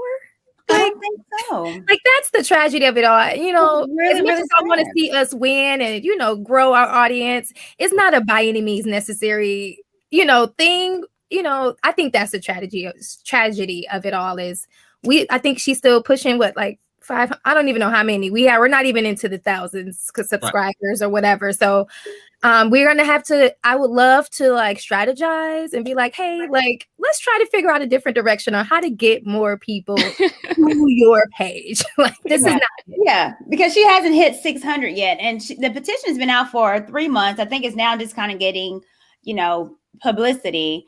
But I mean, she's trying. And then even looking at her past shows, was like, I'm trying to get my subscribers up. I'm trying. And she's trying. So this is a good way to try. Struggling. It's an epic fail. Yes. Tragedy. I mean, it's terrible. I mean, she can try. Maybe she might get a couple of subscribers here and there, but she's just looking real, saddling up, struggling, and it's just something to laugh at. It's gonna be like, but it's like, yeah, right. But what he's doing is just nothing but barbershop talk for us men. That's one is exactly what we've been thinking about for years. But he just new platform like this. So if it stops, if he just goes away for some reason, like there's going to be someone else that's going to pick up the mantle and just going to carry it on. So this movement's not really going to stop. You can't tell us what we like and dislike. So you can try. The crazy thing is she did this to get clout, but what she doesn't realize is she didn't get anybody that supports her. What she basically bonded people over the hatred of Kevin Samuels, not the support of her. So if she thought that she was going to get subscribers and get clout from this, she thought wrong, because those women that are signing the petition couldn't care less about her. For them, this is just about removing Kevin. She went the wrong way about it. Yeah. I bet she thought those 16,000 people that signed it was going to subscribe to her. Well, wrong. Nope. No. Counter petition. So yeah, well, there is a counter petition. I saw that too. That's all right, Mr. Thank you so much for chiming in. Thank you. I'm going to holler at TJ for a second. And then I got one of my faves in here too. Oh, and okay, we got some people. TJ, I'm gonna talk to you for a hot second because we got some folks coming on. How y'all doing tonight? What's going on, TJ? I am good. It's so funny because my husband said the same thing that the gentleman just said, that it's just going to grow, you know, Kevin's channel, because people are going to wonder, like, who is this guy? And let me go check it out. So there you have it. What's interesting, literally, I just did a video today about what would I tell my younger self and what I would tell my younger self when I was in my 20s, when I was in my 30s. And when it started to resonate with me that by mid to late 30s, it wasn't popping like that for me as far as attention was concerned. And also by the time I'm in my 30s, I had a daughter. So when I got out of college and I wasn't married and didn't have a kid, I said I didn't want to date men that had kids. But the moment I had my daughter, I had to change my way of thinking because, again, I was different. And I couldn't go in saying that I'm not going to date a guy with kids when I had a kid. But also my whole focus had to change about the kind of man that I was going to date. So it's easy for when you, and one of the things I said, you know, you think that you have time. And I was pursuing my career. I was doing all this stuff. And then by the time my daughter was getting ready to graduate high school, I had to look at myself. I'm like, girl, you in your 40s and you by yourself. Your daughter's getting ready to go to college. And I cried for a whole week. Like, what am I going to do with myself now? Because I wanted to be married, but I didn't make it as much of a priority as I did my career. So when I saw these women call into his show for his 1 million subscribers, most of the women that were calling in were married women. And they were talking about how their husbands had been asking for the same things that Kevin was talking about. So it's kind of like your kid, when you're telling them one thing and they'll hear you, but not hear you. Then they'll go down to their friend's parents' house and the parent will say the exact same thing you said. And now it's a revelation. Absolutely. So I think he's doing good work. I think it's regrettable that some of the women don't see themselves, because when I look at his show, sometimes I see myself. And you couldn't tell me nothing. Right. And because time is drawing near, this is a scary world we're living in. And if you want to be married, you need to shut your mouth. Or if we said in the military, shut your pie hole and, you know, think about following the right man, not just any man, but following the right man. So, all right. Thank you, TJ. Thank you so much. We appreciate you. I do want to say, Courtney, I was one of those people. It was just like, you know, if it doesn't fly, if it doesn't apply, let it fly. Right. And so that's the approach that I took when I first saw Kevin Samuels. I'm like, I'm not average. I'm not this. But then it was just like, Lauren, check yourself, girl. You know what I'm saying? There's room for improvement. And so I think that's why I'm so, I guess, open with, you know, my thinking and my thought process. Right. So when I've gone on with Anton and they're like, you said this, but then you do this, like, why doesn't it? But that's the actual thinking of these women. I'm not going to compare myself to the women that call into the show, because I'm a little bit more put together than that. But there are some people who actually think go through those thought processes, you know. So I just feel like it's important for me to be transparent in my growth and development, because I don't have it all the way together. And I'm on that journey. So I think it's important for people to see that. I totally agree. And I've been, this whole time that I've been on here has been really, you see growth. And I tell you my past, I tell you what I'm going through, and people see a show. Courtney looks upset and mad. She's masculine. Oh God. Listen. She has a facade. And I'm like, what, you getting me? And sometimes I'm not happy every day, but you know, I'm honest. And I'm not, you know, holding anything back. So yeah, and it is a journey. It's not a marathon. We're not racing to this, because, you know, on this journey, I'm learning. Right. So, we're not perfect. We're not perfect. Not at all. But we are on our way to improving our imperfections, and that's really what counts. So no one's saying you have to be like, you know, this Stepford wife that never talks and just, you know, bakes pies all day in the kitchen. You don't have to be that. You can have your personality, but like, we all need to work on our flaws, and that's the thing that we need to take out of it. I agree. All right, I'm gonna bring one of my faves on. What up, Don? How you doing? Oh, good. How are you? Hi, Jessica X. I nice know. To meet you. I'm so excited Lauren, to have both how of you guys y'all. doing? Nice to meet How you. you been, Don? I've been great. You guys have been having a great discussion. Been here the whole time. Thank you so much. So I know you talked about it on your page, you know, about the petition, and I know you've been keeping up with it. Saw Jessica's her live stream as well too. So wanted to get your opinion. What do you think about it, and why are these women doing this? And what is this show about the state of Black women right now, still in delusion? One of the more interesting things about this petition is that it speaks to how the women have a unwillingness to want to do the work to be able to get what they want. And this is how far they're willing to go. This is a very extreme gesture. that represents how women aren't ready to do the work. This is easier. I was actually looking at the petition, and it's like every 7 minutes or so another woman is signing, and it's very interesting. And they all look like you and me. And I find that very interesting because the work is so positive. You're hearing people who are going back to the father of their child and trying to make their family, trying to put their family back together because of Mr. Samuels' work. Yeah. This is phenomenal results that are not getting any attention, any light. You look at people like Rada, Submissive White Happy Life, not meaning to plug on your platform. No, it's fine. I'll rock with her. There are women who have their life has been changed. They've started whole platforms like Jessica X Refer, women who have started platforms because of Kevin Samuels' work. But none of this is getting clipped. There are nobody parading these results around. And I just find it very interesting that women are willing to go to this kind of extreme when really all men are asking for is to work a little bit harder. Yeah. Do you find it kind of, sad that they are, where it's like, well, when is it going to be a time where women really want to listen and kind of be under our leadership? Like, what does the Black man have to do to get women on board? Like, do you get frustrated?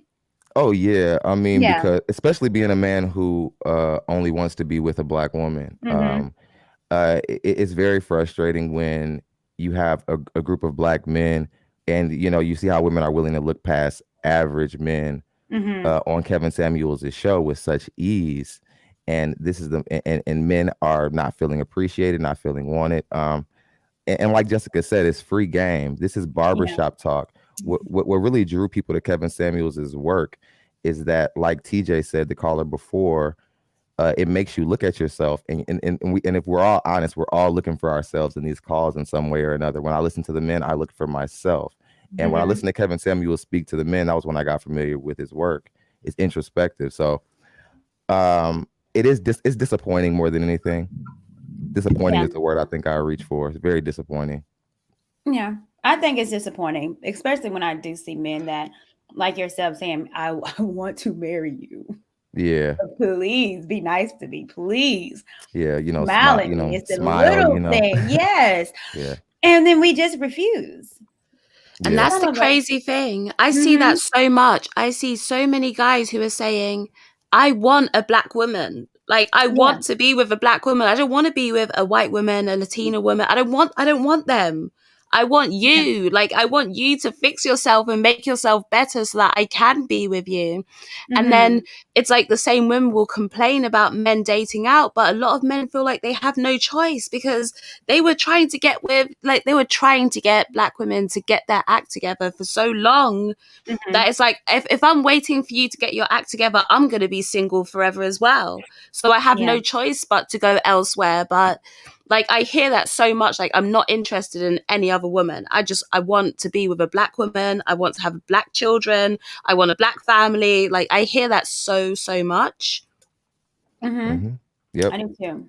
And I really appreciate these kinds of discussions, and to see three women who are just, doesn't matter if you guys all agree with each other, that you guys are just trying to listen to men. This is unprecedented. This is when we all look back on this 10 years from now, this time, what Kevin Samuels has created, this dialogue, how far this has gotten. We're all talking about the Black family. We're all looking at ourselves, holding ourselves accountable. Courtney, that's what's actually blew you up in this space, is your willingness to be honest with yourself and be accountable. And that's why they want you gone. It's because you're doing the very thing Kevin Samuels is asking them to do day in and day out on his show. So and the other thing is, with us, like, when there are women who are out here saying this stuff, with men, they'll call them, you're misogynist, you're women haters. What you guys are saying is abusive. Like, a real man doesn't talk to a woman like that. A real man doesn't argue with a woman. So when you have us ladies here who are saying this stuff, they can't throw those arguments at us. They can't do that. And that's why we need the women's voices and we need the men's voices, because you can hear it straight from the man's mouth, and then you can hear it from us where they can't throw those accusations at us. So, yeah. Yeah, I agree. So, Don, you want to stay on for a second? I'm gonna take a couple other calls. Cool. So we got Sister George. I want to bring her on because she did a live stream maybe a couple of days ago with one of the people that was doing the petition. And I want to get your take because you talked to her for hours. And want to get your take on your conversation that you had with the lady that did the petition. Is she getting it right? Are we getting it wrong? What is your take? I definitely think there are some things that she got wrong. Absolutely. You know, a lot of people feel like we didn't push the envelope and we didn't call her out. And I don't necessarily think that, you know, it's different strokes for different folks for different platforms. Right. I felt like it was our job to let her tell her story and see what she had to say. And I do think we provided her some pushback. We weren't going to try to stab her and get her. But I felt like, you know, no answer is an answer. Or no stats is no stats. So I felt like, I don't think that the breakdown take on the same stance as she does, as far as, especially with the petition, because we don't agree with the petition. We don't agree with censorship, period. If she can censor him, then they can censor us. And, you know, so on down the line. So, you know, we tried to conduct a fair interview with her, and I think we achieved that. Well, I mean, I definitely will give you kudos. I think your interview was awesome. When I watched it the other day, I was like, okay, I see you. And it introduced me to your channel. And so, you know, I definitely appreciate that. Let me ask you, what do you think she got wrong? Well, of course, if you're talking about sexually predatory behavior with young women at 18 is legal. I think she got that wrong. I also feel that she got the death thing wrong, because that's a big accusation to make.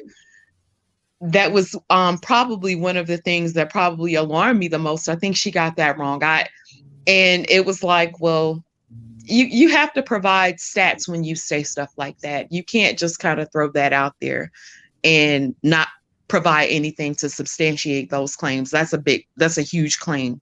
The domestic discipline versus him promoting domestic violence. I think that was a thing that I was like, now, I actually heard those clips. I heard the conversation, and I'm like, I didn't see where he was promoting domestic violence. And then it was like with other female content creators who are really, really, really horrible toward Black men. Do you hold them to the same type of accountability that you hold Black men when they say derogatory things? And I didn't see where. Now she said that they don't promote violence against men, but I actually disagree with that. If you're saying call the police, abort Black babies, shoot them, whatever, because, you know, they say some horrible things. I'm like, actually, yeah. So it was quite a few things that I definitely didn't agree with. Definitely. Okay. Well, that seemed like the whole entire basis of what she's doing the petition, though. You don't agree with nothing that she has to say. Was there anything that you agreed with? Now I will say that some of the Black manosphere's rhetoric can be particularly harsh toward Black women sometimes, and not to say that it's undue or unjust, but at times it can be a little bit off balance, in my opinion. So in that aspect, I can kind of see in that aspect, but the petition wasn't about the Black manosphere, it was about Kevin Samuels. Right. So she has a problem with trolls. Yes.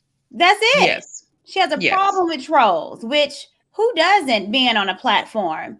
Who doesn't, being an actor, a rapper, a singer, anyone in the public eye? You're going to have trolls. Absolutely. So, Absolutely. Again, you know, even when you talked to her for a while, and I know you took calls, There's Ooh, honey. nothing. No, your calls was anybody ain't seen it was good. But there's nothing in the petition, nothing that she said on your platform, which she was on for hours long, would justify what she's doing, except for getting clout and being upset with trolls. And for me to try to defame and slander a man that's doing well in the community, that's actually helping a lot of women and men out, is disgusting to me. And the fact that she couldn't even show up to say anything and to debate someone that's not, not being disrespectful, but having an honest conversation, it shows that she's also a coward. Mm. And that's it. And I know she's probably in here. You should cam up if you have anything to say, because what she's going to do is not cam up.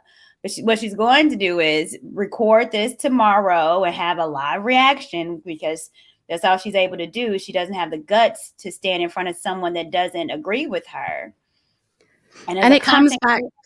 Mm-hmm. Go ahead. I was going to say, it comes back to the clout thing, because she's like, she wants people to come over to her channel to come and see her, so she can get the views, so she can get the clicks, so she can hopefully get subscribers. So she's trying to play a game here, because like you say, she's only on 600 subs, but that's what she's trying to do. I don't think she has any intent over at the breakdown of women's perspective. When they did give her pushback and they did ask her questions, she just deflected. She's not looking for a conversation where she has to defend her position. She's not. She knows that she can't defend her position. And she talks about trolls. I have troll, just to be clear, trolls aren't a male thing. Trolls aren't just men. Let me tell you. I have trolls that I have, and they're mainly women.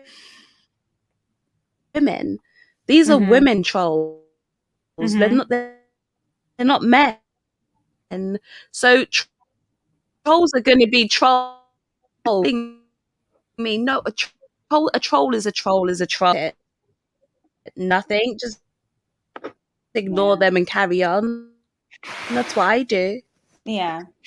You was kind of breaking up a little bit, but no, I heard you. Trolls is a troll, is a troll, is a troll.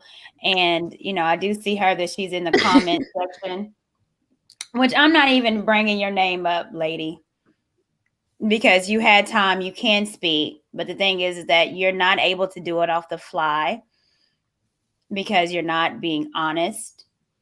And you get no shout out from me.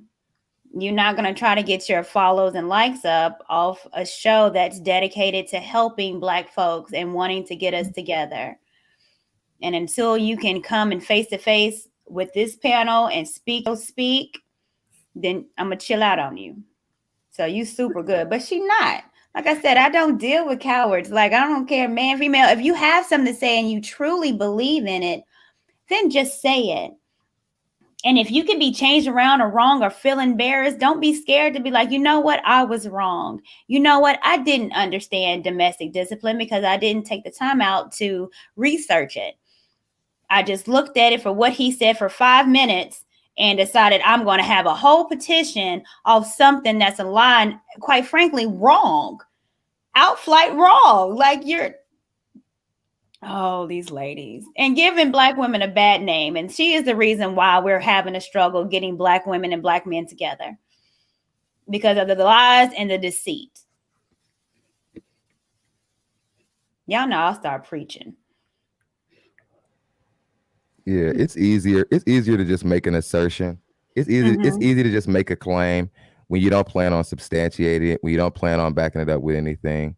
The worst thing about that awful petition is that nothing in there could be substantiated with anything real, which means she never had an objective. She never was trying to get anywhere. It was to just disrupt what Kevin Samuels is doing, but really she is just making him bigger because we're all having conversations about it now. Silly goose. Yeah, I think you're right. You are right. I know you're right, but perhaps it could have been positioned a little better. Like, you know, let's shut Kevin Samuels down and create a page that does this, or create a channel that does this, or promote this narrative, right? But it's like, if you want to, you know, shut something down, then put something in place to like fill the gap, because there will be a gap once like that narrative is removed from the atmosphere, right? Because someone has to send this message, someone has to share the message.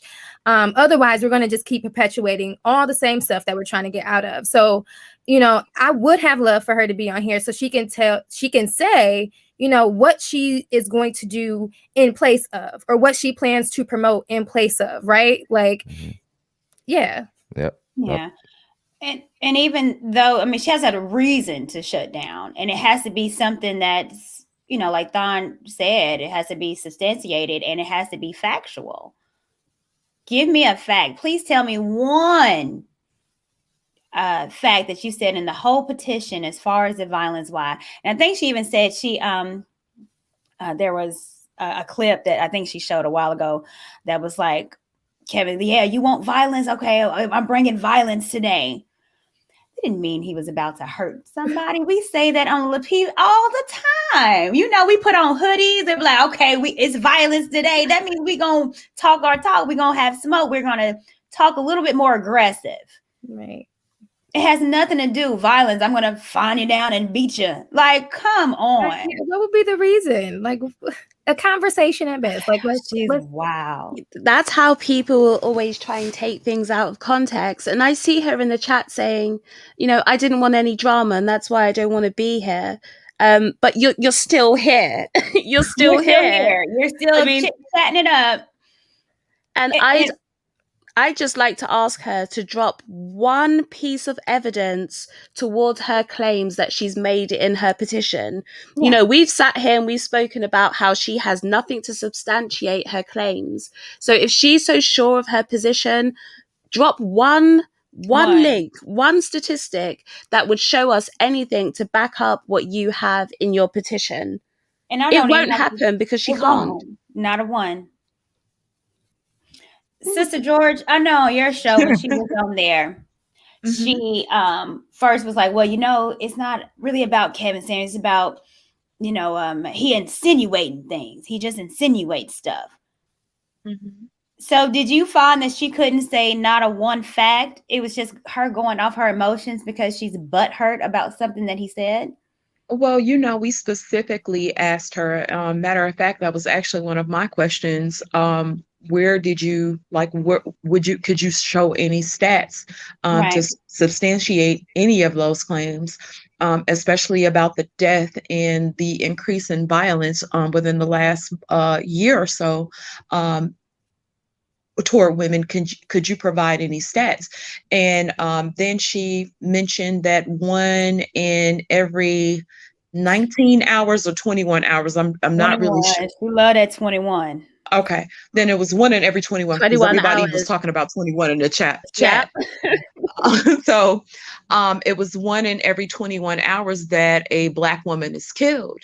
And so she mentioned within the last year or so, but even if you go into the last year, you do have other factors that really, really may contribute to that. One of the things was people being home in the pandemic has contributed to domestic violence more so within couples. So if you're talking about the increase in violence towards women, then you're also talking about the increase in violence towards men. But we don't tend to acknowledge those aspects of relationships as Black women. You know, everything's kind of Black men did this, Black men did that, Black men are doing whatever. So, you know, when I asked her, you know, she couldn't provide anything, and you know, we pushed on. Yeah. I saw a stat, and I'll pull this up. It says 45.1% of Black women and 40.1% of Black men have experienced intimate partner physical violence. Right. Yep. That's pretty it's high. Pretty equal. It's equal. It's equal. In no other no other racial group are the numbers that close. No other group. And one thing that I've always said is that the violence goes both ways. It goes both ways. So we need to look at basically what's causing it. If you're hitting someone and provoking them, there comes a point, and I'm not condoning any sort of violence or whatever, but this is just human nature. There comes a point where somebody's going to say no more. It's going to happen. And well, I was just going to say that most women won't acknowledge our provocativeness when we do stuff. If you're in a guy's face and you got your finger in his face and you pushing him up, mushing him in the forehead, and you calling him all kind of BANs, talking a lot of mess to him, you know, we think because we're women, we should be allowed to get away with it because we're deemed as the weaker sex, quote unquote. But a lot of us have been violent, are really, really aggressive. And, you know, a big part of the problem is that men don't report it in the same way that women report it. Right. They don't. And so I think that's a big part of the problem too. Right, because if we know, you know, they say that women underreport domestic violence. We know that men underreport it way more than women do because of the social stigmas against it, and that you're a man, you're just meant to take it. So it's actually a fair conclusion to make that within the Black community, domestic violence is actually higher towards men than it is towards women. And one thing that we do know for sure, to follow off from Courtney's stat that she just dropped, is that psychological aggression is actually higher towards men in the Black community than it is towards women. And it brings it back to what Sister George was saying. Women have attitudes. They'll be up in your face, fingers in your face, calling you all sorts of names, trying to destroy your ego, destroy the essence of what you are. That's psychological abuse. It's higher towards men, but nobody speaks about that. Well, I got a stat on that just because I was going to say that, but you're absolutely right. 53% of women has said that's been psychological abuse. Towards men, 56.1, higher than women, where it's more mental that they're going through. And that's mainly what Kevin is talking about. It's the attitude, it's the personality, it's the persona, it's the constantly degrading, talking to somebody like they're crap, and then wondering why they won't take your crap or they don't want to be with you. The mentality is so backwards. But yeah, we don't speak about that stuff because she doesn't care about men. She doesn't, because when you bring these stats up to her, she doesn't care. She doesn't care.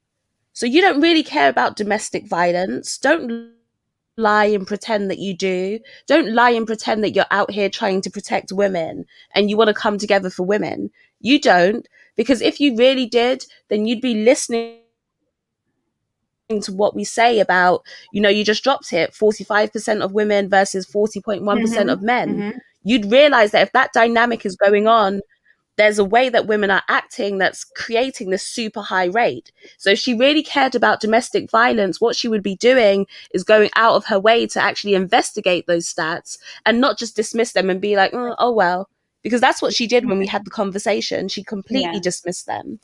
Or she'd be going out to the LGBT community and see where the lesbians actually has the higher domestic rate between them than heterosexual relationships. So she should be at gay pride, throwing this domestic violence, let's save Black women, Pride Month, that's where she needs to go, because it's more women fighting women. That stat was actually brought up on the show last night. One of our guests came on and they actually cited that stat, that there's actually more domestic violence from Black women toward Black women than anybody. So I thought that I was kind of floored by that. Yeah. Wow. Well, because like I said, the most dangerous person that you can get is someone that's fully emotional and can't think logically. And unfortunately with women, we go off emotions. So you have two emotional people together. What you think that's fireworks already? Okay. I mean, it just is. you know, but we don't want to talk about that. We want to continue to berate and degrade a Black man that's doing well, because she's not. And the fact that she said that she looks better than Beyonce is where I'm really trying to understand. No, beauty is in the eye. No, it can be quantified. Definitely can. So, all right. So I'm not seeing, if anybody wants to call in and talk to this amazing panel. I can't believe we got all these people together. Look at us standing up for something and not trying to fall for anything. It's the only way. Yeah, so if anybody wants to come up or come on and talk, you know, go. Oh Lord, I almost said her little name. She's clearly in the comments going ham. She got to chill, and I don't know why she shouldn't be scared. We're not gonna cuss you out. We just want to have a dialogue. I don't see it. Well, Courtney, I want to thank you so much for having me on. It was brief. I would love to have you on for an interview at some point, if possible. Yeah, thank you so much. Sure. Well, thank you for joining, and I appreciate your honesty. I appreciate the dialogue that you guys had. It's important. So yeah, we will connect soon. All right. Thank you so much. And y'all, everybody else, y'all have a good night. You too. Bye. Thank you. Well, that was good. I didn't know that she was going to come on. Like, she literally did her show about 2 days ago. And it was about 5 hours long. And she took questions from the crowd, and they were really, really good. And the questions were decent, but she didn't answer anything. So I guess I'm not surprised that she didn't. No, I'm not surprised she didn't show up. Yeah, because she's been doing the same thing in the chat right now. It's like when you bring up a stat, she just goes right back to the same old talking point. So nothing really changes for her. She can't answer the questions. And I honestly feel like that's why she's not coming up. And she says she doesn't need clout from... I've really struggled to say the word y'all. She says that she doesn't need clout. I'm the Southern girl. Y'all. I don't need clout for y'all. But she's still here. But she's playing your clips every day on her channel repeatedly. Yeah. But she keeps talking about Kevin and making the petition. So, I mean, you say you don't want the clout, but... Yeah, so you know, mental illness is real. Yeah. It was just to disrupt, Jessica. It was just to disrupt. She never meant to get anything done with this, and because she's lying. I mean, there was a caller who talked about how YouTube would certainly review the petition and go, yes, unsubstantiated claim, unsubstantiated claim, unsubstantiated claim, and throw it right out. And I'm pretty sure she was aware of that as well if she's got half of a brain. So this was just to disrupt. It was just to, you know, I'm only going to focus on the fact that she has no objective. She wasn't trying to get anywhere. Yeah. This was never to help the community. It was just to try to hurt a movement. So yeah. So, and what a movement to hurt, though. I mean, it's benefiting Well, this is the thing. Women have been benefiting from men keeping these conversations in barbershops, and that's ending. It's coming to an end where men are starting to move. Well, not mimic Kevin Samuels, but they're starting to take this information and they're starting to apply it and make it applicable. And women are noticing, and it's happening quicker than we would have ever thought it would happen. And now women are just panicking because they're the inboxes are slowing down. The DMs are slowing down. Women are complaining on TikTok every other day about how they aren't getting approached anymore. And it's because men are starting to find their value. And that's really what I think women are bothered by. Men are starting to say, hey, I have worth too. And standards. Yeah. Which is probably the uptick. And it brings... Go ahead, Jessica. No, you go. I'll go after you.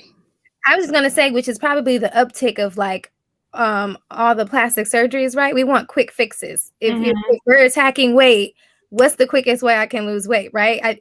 So I think some of the things are it correlates, you know. To going into the gym is not going to be an overnight thing. You know, it takes time. And to your point, men are changing. Like they're okay, I'm picking up the gyms, I'm applying them. And like to your point, Jessica and Courtney, like we're running out of time. Some women are running out of time. So what is the quickest way I can get to what I think most men want? Or you know what I mean? So yeah. It's just sense. People don't want to put in the work. Everyone just wants a quick fix. These women just want a quick fix. They don't want to put in the work to get to where they need to be. The plastic surgery example is the perfect one. Instead of me hitting the gym, I'm just going to go and get liposuction. I'm going to go get a tummy tuck. I'm going to go get a BBL instead of doing some squats. It's that quick fix where you don't want to have to put in any work, but you want instant results. And is this, you know, sort of just, how can I put it, like on a plate generation? You know, I could go off on a tangent here. Let me stop from that. But what I was going to say about Fon's point is that he's saying women are waking up because they're noticing this in the real world. And he's talking about all of the videos he's seen on TikTok. And I've actually seen a few videos from gold diggers. And gold diggers were saying, stay away from anybody that listens to Kevin Samuels. Girls, don't waste your time on the first date. Ask him if he listens to Kevin Samuels, because if he does, run, because you're not going to be able to finesse him. You're not going to be able to get what you want out of him. He's waking these guys up. He's putting them on game, and you're not going to be able to to play with him like that. You're not going to be able to get that money. So the gold diggers are worried as well. And that makes me think about the woman, Bossy, who had a problem with Kevin, and she made a petition. And the gold diggers are mad too, because they can't finesse people anymore. It's getting harder for them to get their bag. So they're mad at Kevin too. So you have all of these groups of women who are just mad at him because he's stopping them from being able to do what they've done for decades. Yeah, I agree. All right. We got some callers. Let's bring up Destin. And y'all cam up too. I'm not, y'all got to cam up. Don't worry what Jessica X is doing. That's my guest. But I need y'all to cam up. What's going on, Destin? How you doing? Good. So what are your thoughts about this conversation, the petition? Where do we go from now? It highlights the history of us. I feel like, you know, when you do your own self-discovery and you go through the history of your own family, you find out that the men were vilified, right? Papa was a rolling stone. You better sing. But don't nobody talk about Big Mama was going out the back house and she got Calvin baby. So your aunt that's light skinned, right? And now your family has to deal with the turmoil. So we've never, and I love all our older women. Trust me, I've learned, because we all learn from women. Men were kind of dealing with their own depression issues. They, you know, relied on alcohol. They gave the women their check. They didn't want to hear their mouth. That's how they lived their life. Now, they had a side family, but that's how they dealt with mental health issues back then. But when you really get into the history like I have, in your own family, and families abroad, our culture, you'll find out that the women weren't held accountable either. Yeah. And so it trickles down to the next generation, the generation after that. And now we're dealing with the generation after crack. There is no emotional intelligence after crack. So you have these conversations where I'm saying it to you logically. What is my issues with you? But your emotional intelligence has dropped off because you weren't able to receive the word from your grandmother or your great-grandmother to understand how women are. This is how we deal with men, even though it was never perfect, but this is how far we dropped off. And when you really get into it, it becomes scary to where you see the petitions, because now you're seeing that there's a communication gap. There's a misunderstanding that men are crying for help. Literally, hey, help me, help you. When if the power goes out for 3 days, we're going to find out real quick that we're not equal. You're going to want me to go do something. So why don't we become proactive instead of reactive? Mm-hmm. I don't know if that's a human DNA trait to where we got to figure it out when something bad goes wrong. But now we're seeing the after effects of that knowledge not being extended to both sides, men and women. But you see it more so on women because the survival rate, we don't depend on men anymore for survival. Women don't. So when that was removed, the question was, do I need you? Do I need you? Because I'm not receiving your check anymore. I can go work for myself. And then it becomes an issue of today. Yeah. So I'm happy for the conversations. Oh, go ahead. Yeah. Well, I don't mean to cut you off. I think that's what a lot of women think, that they don't need a man. Right. But I think this pandemic showed that, yeah, we do. Right. And I think when stuff goes down in the house, yeah, you need one. When my car broke down, I wasn't calling my homegirls. Go to mommy. So, yeah, I think that's the delusion of it all, that we don't need, but we definitely do. Think about something as little as changing a smoke alarm. How many women can't even change a smoke alarm on their own? Like, let's even look at the big things, the small things. Don't even know the battery. It'll be going off for months. Right. And it does. It does. And so, I'm glad to see women talking about it. Because, growing up in a single mother home, you don't hear women talking about women and what we did wrong. All you hear is about, your daddy wasn't nothing. My daddy wasn't nothing. And oh, by the way, you look like him and you act like him. So what does that do to our psychology? Come on. Because now we're like, I look like him. I don't know him, but I look like him and I act like him. But you loved him enough to create me. Well, what does that say? So then you dive deeper. Okay, if this happened to you, it happened to me, it happened to you, it happened to your mother. What went wrong? Now, the expression of, that's the milkman baby, that don't come from nowhere. No. So where did that come from? The gardener, the mailman. Ooh, act like these women wasn't thought and bobbing back then. Oh, my great-grandfather, the technology they had, he would sweep off the porch down his back way. And if he came home and saw male feet, that was his DM. That was his DM technology radar. It was an issue. I saw feet outside because the dust said that was a size 13 shoe. So let's have these conversations. And we don't. They pass away. The family has dealt with the backlash and the secrets, and we keep going on. But let's nip this in the bud in this generation, because my kids, they're not dealing with none of this. They're not going to deal with it. I mean, they got Lil Nas X, great, cool, and all of that. They got all these other situations that's going to come arise in the future, that if they don't have a solid understanding of family values and what is being, this is the most important thing, what is being a friend looks like. What does being a friend look like? That we're trying to build something, trust, a friendship, a marriage, a relationship, just being a friend. If you can't listen to me being a friend because you're worried about survival and that's your bottom line. Yeah. All right. Well, I appreciate you, Justin, so much. Appreciate you guys. Yeah, for sure. Courtney, Thank you know so you're much. my favorite. I ain't seen you in a while. I heart you. So, but I'm proud of you stepping out there and being that thorn rose that just gotta grow from concrete. And you're gonna get backlash, but the support, you got it. I appreciate you so much. Thank you. Thank you.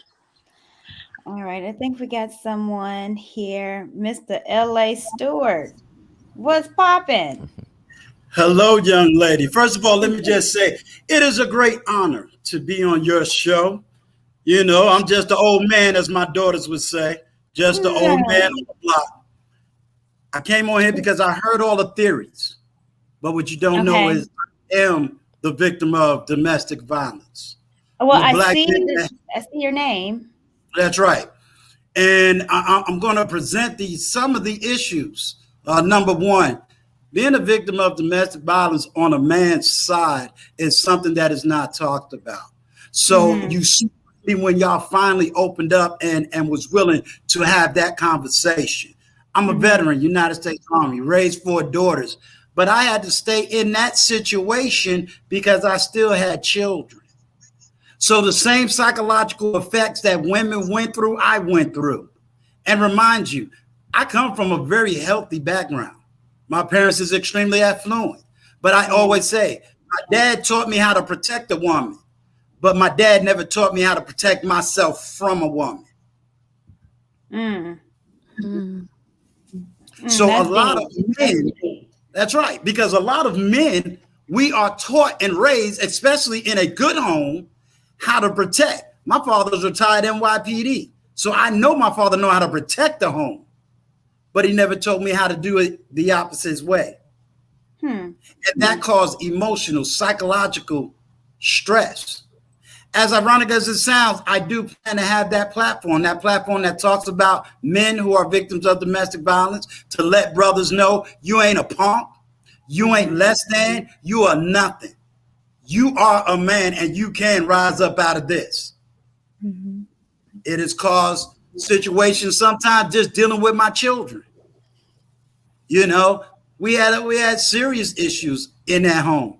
I just thank God today, being a veteran of the United States Army, being over the healing, getting all the psychological and emotional help, that not only am I going to step out on a platform and begin to talk about these issues, but there's another issue right along with domestic violence. And that is women who are keeping their men from their children.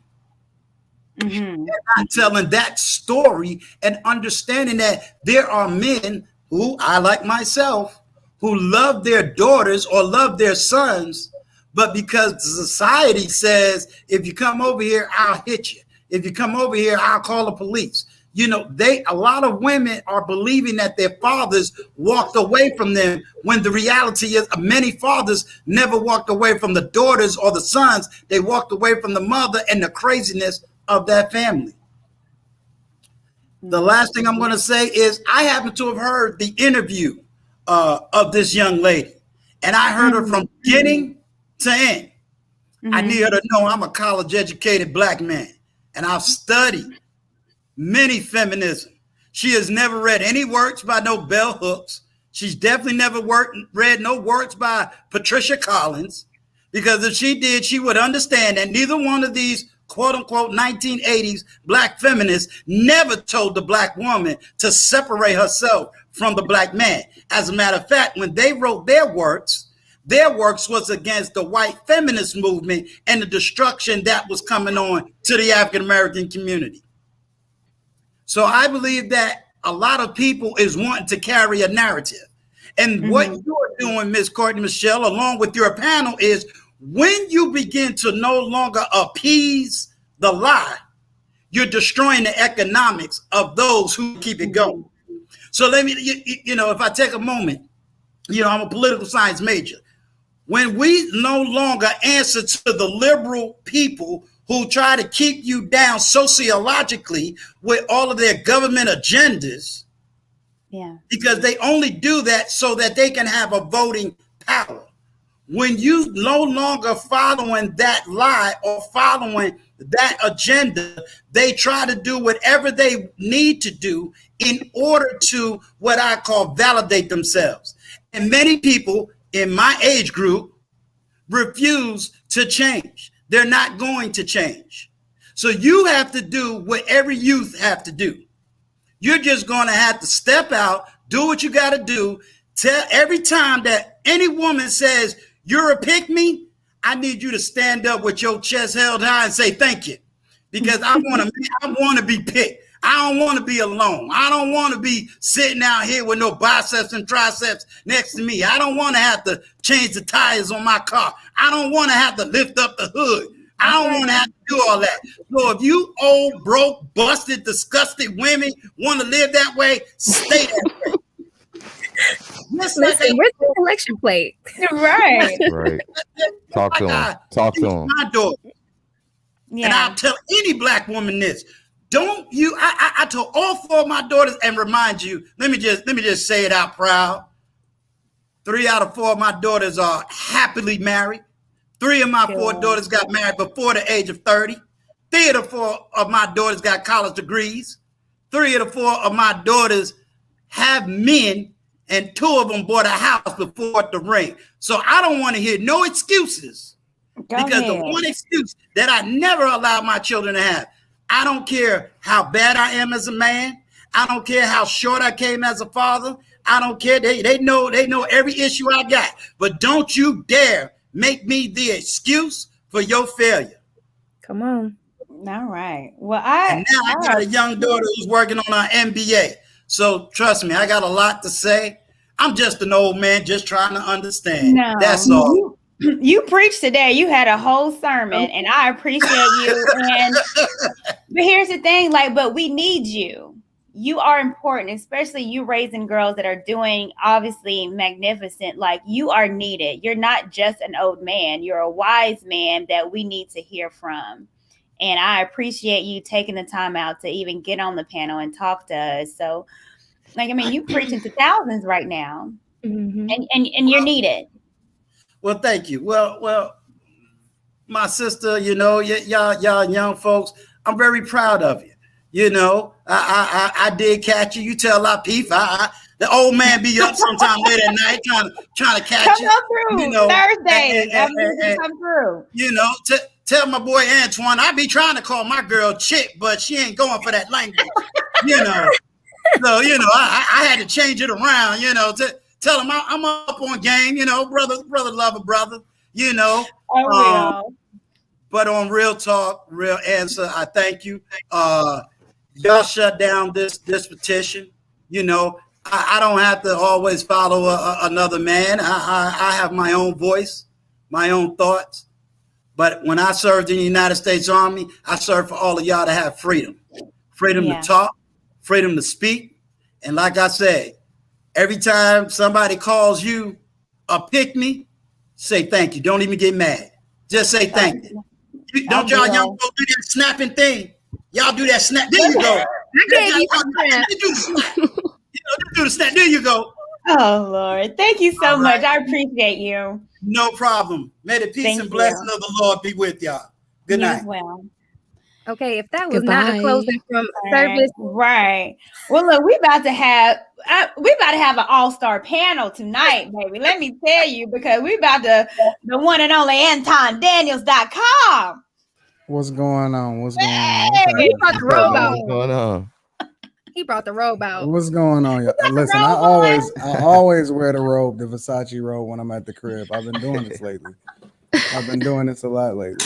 So, but really, on the real though, I just want to give a shout out to y'all and give a shout out to Courtney and just say that we proud of you, baby girl. Aww. And it's a lot coming. It's a lot coming, and we appreciate you for continuing to grow and be the version of you that you becoming. And we over here at the Lapeef Network, we got your back for sure.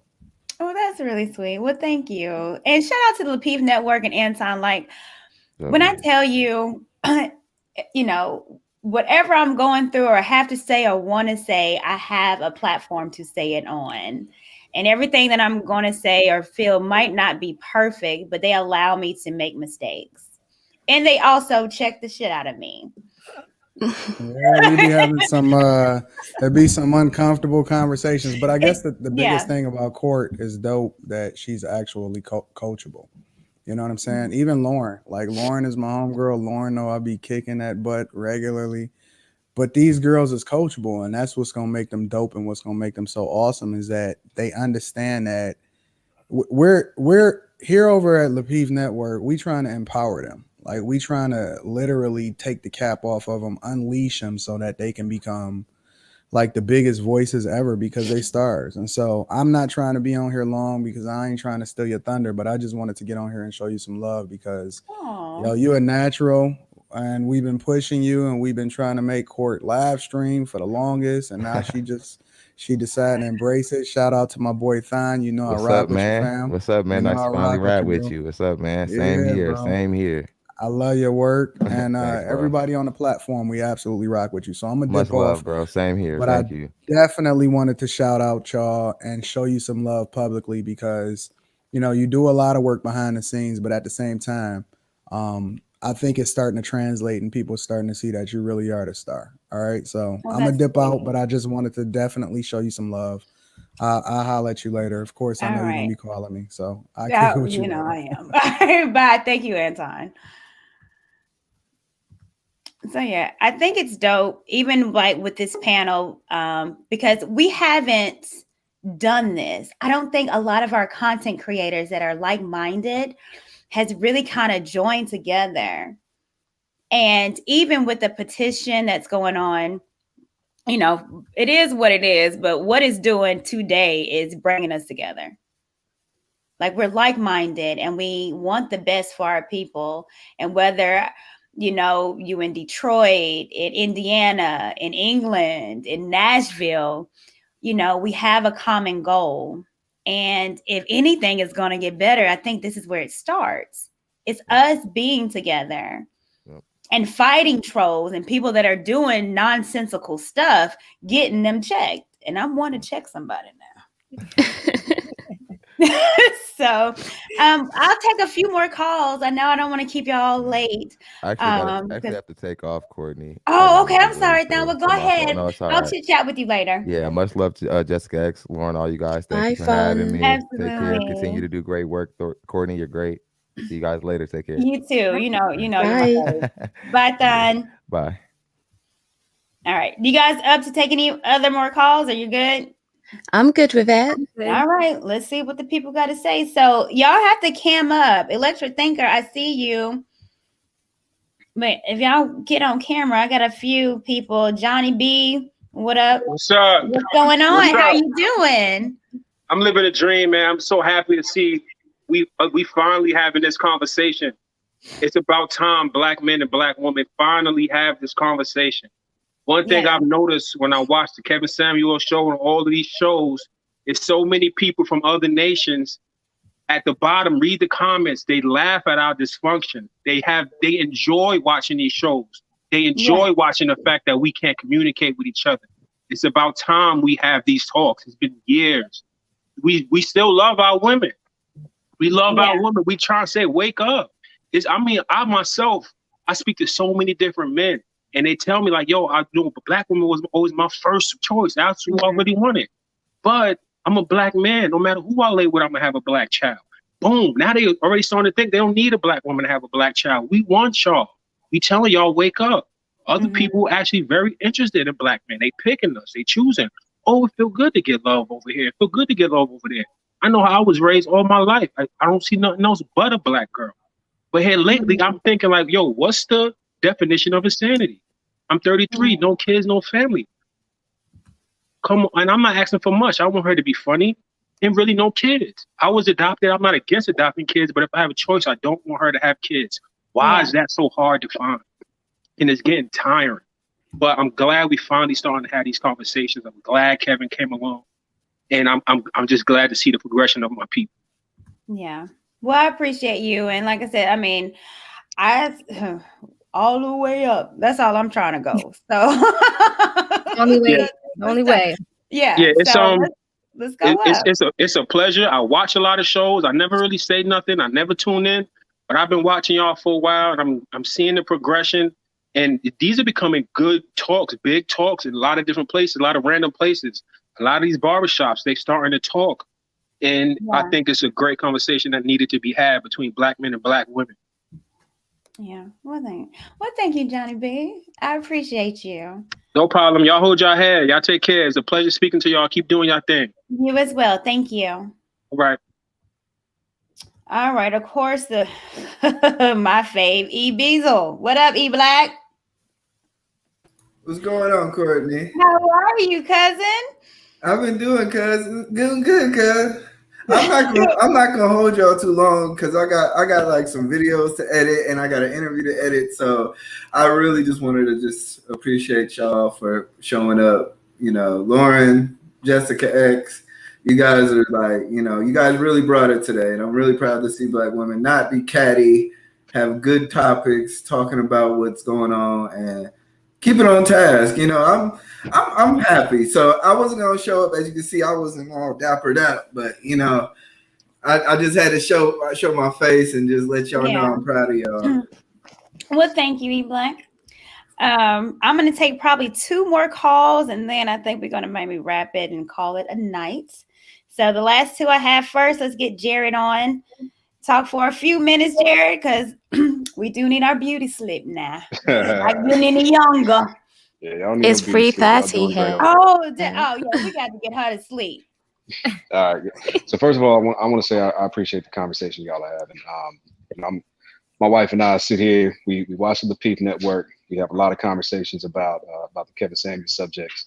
And the thing that I find really interesting is, as a married man, the perspective that we're able to have in these conversations is like the polar opposite of what I'm seeing a lot of these singles having.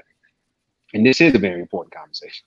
Mm-hmm. I know, for example, I'm a lot like Anton in the space that, I've been with my wife since I was 21, but there is no way in the world that with the types of things that we're seeing out here right now, that I could be out here in this dating market the way it is. It is such a disconnect between what men are saying. Men have been saying exactly what it is that they want, exactly what it is that they want to be with a Black woman.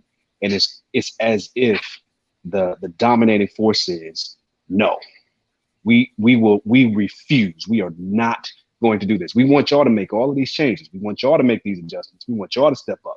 But in terms of us, no, we're not going to do it. And so, I'm sitting here, my wife is sitting here right next to me. We had these talks just so often about, it's not that difficult. Mm-hmm. Reuniting the Black family is not that difficult. It's really not. It's as though these conversations make it seem as though we're trying to move mountains to make this happen. And it's really not. It's just, can we get in alignment? Can we meet in the middle? Can we get to a place where we're not fighting each other and we're working toward a common goal? Yeah. So I want to say for you, I was in Nashville for 13 years. So I appreciate seeing the Southern Belle coming up here and having the conversation that we need to have. So I want to say thank y'all, because these topics are so important, and it needs to come from women as much as it needs to come from men. When it comes from men, it's easy to dismiss, but when it comes from y'all, you can't ignore it when it's coming from y'all. Yeah, that's very important. Mm-hmm. Well, thank you so much for that. I appreciate you. All right. And tell wifey we said hi. Will do. All right, let's do one more. We're gonna get my girl Sheree on here for a hot second. Mamacita, what's going on, beauty? Hey, girl, how you doing? Good to see you again. Good to see you too. What you gotta say? Well, actually, I caught your show like kind of late. I was like happy to see that you live. I'm like, I can't wait when she start going live. I'm tuning in. It's already happening. It's going down. I was like, I gotta support my girl. Period. That's just how I'm coming. Period. So I'm actually just got back in the house, so I wasn't able to catch all of the live. I caught some of it. I guess I saw the tail end of some of the guys talking about how they want us, and it's like they just been waiting for us to make a move. And it's like, I can't argue that. It's kind of disappointing a little bit, because I would have conversations with my brother. He's 27, 28. I can't remember, because I don't know if he's about to make 27 or 28. But, and he's like, T, I don't know, like, what I'm about to, I don't know when it comes to marriage. I used to want marriage, but the way these women are talking, I don't know. You know what I mean? And I'm like, what am I supposed to tell my little brother? What am I supposed to say to him if I'm watching and seeing these certain women act and be this certain way? So what I was hoping for and what I was looking for is that maybe he can watch me and hopefully hope to find an imitation of that. Because the interesting thing is, I'm the oldest out of my siblings. So and my father wasn't around. So the imitation of a man is kind of similar to my little brothers, which may sound crazy, but when you start watching them become a man, you start to see certain things that you like in them. You know what I mean? So I would just hope that they will look at me and just be like, okay, maybe I can find that. You know what I mean? All I want to say to the brothers is, have faith in us. I think a lot of us have been misled, and a lot of us have been scared because of maybe what our parents and aunties have been through, and they didn't know any better. We didn't learn any better, and I'm ecstatic that the conversations are starting to happen. That's where I am. I'm ecstatic that people are waking up. Whether you like, dislike, agree, or understand where Kevin is coming from, he sparked conversations that need to be had. Period. Yeah. Whatever your opinion is. And I saw that the sis didn't want to come on the show. Maybe she just, I don't know what her reason was. I'm not even going to try to get into that. I saw you go in a little bit, Courtney. I thought that was funny. But what I will say, I already know how you come. But what I will say is, even her, I don't know what she got going on. I don't know if she's married. I don't know her situation.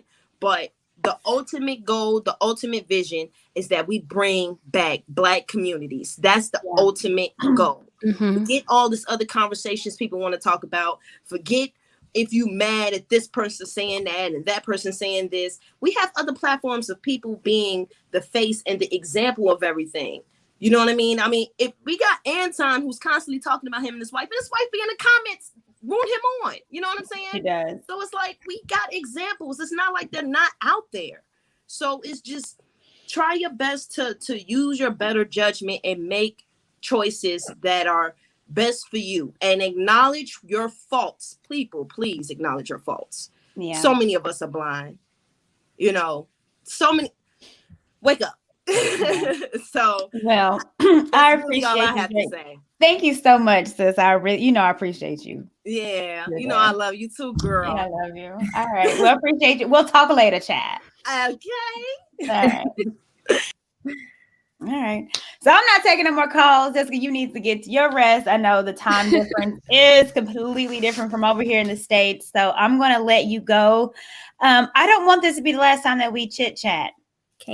We have to do it again sometime. We definitely do. I think we need to connect. Like, this is something special and something different. And I think the community needs it. And I think it's a space for us all to do this. So we'll plan something. All right, for sure. Is this your first solo live stream? It is. You are such a natural. I would have had no idea if Anton didn't come up and say it. Yeah, you did so well. Oh, thank you. That means a lot. This is my very first live stream. I was my little anxiety. I was like, oh, Lord. But yeah, it's my first. But you guys made it very, very comfortable for me. So I can't thank you enough. Oh, you keep up the good work. And yeah, definitely we will connect again for sure. So until then, I'm going to go and get some rest. Yes, go ahead, darling. And we'll speak to you connect soon. And Lauren, nice to meet you as well. Yes, likewise. All right. Goodbye. Bye, Jessica. Thank you. And then there was two. Oh my God. Oh my goodness, Courtney. Yes, darling. You have to do this again. This is awesome. I absolutely enjoyed it. And I'm planning, I want to do more live streams and, really talk about some good stuff, get some good folks on. And yes, we're going to have to plan something. I'm going to get with her. I'm going to get with you. Yes, absolutely. We got to. Listen, I was in my head. I'm like, I need to have a conversation with Courtney. We got to put this topic out there because there's a lot that we can explore and talk about and that we absolutely should. So I'm definitely looking forward to it. Me too. So we shall see. So I'm not taking any more calls. I think I'm about done for the night. Is there anything that you want to say or before we end it? I appreciate everybody rocking with us. I know we've been going on for about 2.5 hours. I didn't expect it to be this long, but we just had so much to say. When it's good, it's good. You got to keep it going. Got to keep it going. I just want to say, women continue to do the work. It's not that we're not doing it. Yeah. Right. There are some of us that are doing it. So continue to do the work.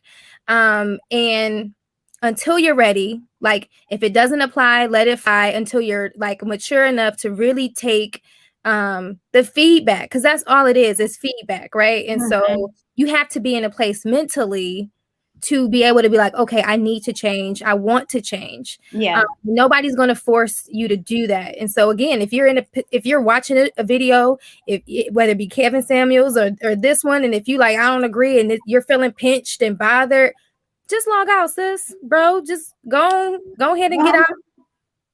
And come back when you're ready to change, because we bring in solutions over here, right? We talking solutions. We're changing. We're going through the process, and that's all there is. Like we said earlier, ain't nobody perfect, but somebody needs to have the conversation. And I'm just really glad that you moderated the hell out of this. Okay, like JR better watch out. You did that, girl. So yeah, I'm just looking forward to more conversations like this. Yeah, and we're gonna have it. It ain't we are. Yeah. And let's talk about something we can do. Okay, girl. You know. Well, I'm gonna let you close out your show, and I'm about to head out. But I really appreciate you, just bringing me up and chopping it up with y'all, Jessica the Beast, and all the other people you had on the show. It couldn't have meshed more. It couldn't have come better. Okay. So. Honey, God is at work. That's all I know. All right, now. Well, I'm out of here. I'll talk to you soon. Okay. Bye. Right, bye. All right. What a show. So first, let me thank everybody that tuned in, that stayed rocking with me for 2.5 hours. This is my first live, and man, let's see how this goes. But what I want to say about the petition, and I'll say it again, like I said last week. I think the broads are dumb. I think the petition is trash. I think it's full of lies. And if I'm on a platform, and I told y'all this before, I am for Black people loving Black people and marriage and the nuclear family. And anything that comes in between that, I will happily give the smoke to. In the most feminine way that I can. So I appreciate you guys. If y'all ain't seen my little videos, man, check them out, like it, dislike, comment. I'll be in the comment section, and I do respond to the people. So because I'm normal and I like talking to y'all. So yeah. So we're going to end it tonight. Thank you guys so much for rocking with me. And it's going to be more to come. I have so many ideas, so many people that I want to work with and bring to the platform and have amazing conversations and converse with you guys as well. So I am excited, and we can only go up from here. So Black men, know that there's Black women that you just saw that want you and want to be with you. And we are willing to fight along with you. We'll let you lead, of course. But the women, you let us handle that light work. Y'all got enough to handle. So, all right. To my family, this has been your girl, Courtney Michelle, the Renaissance Belle. Good night. And until next time, thank you.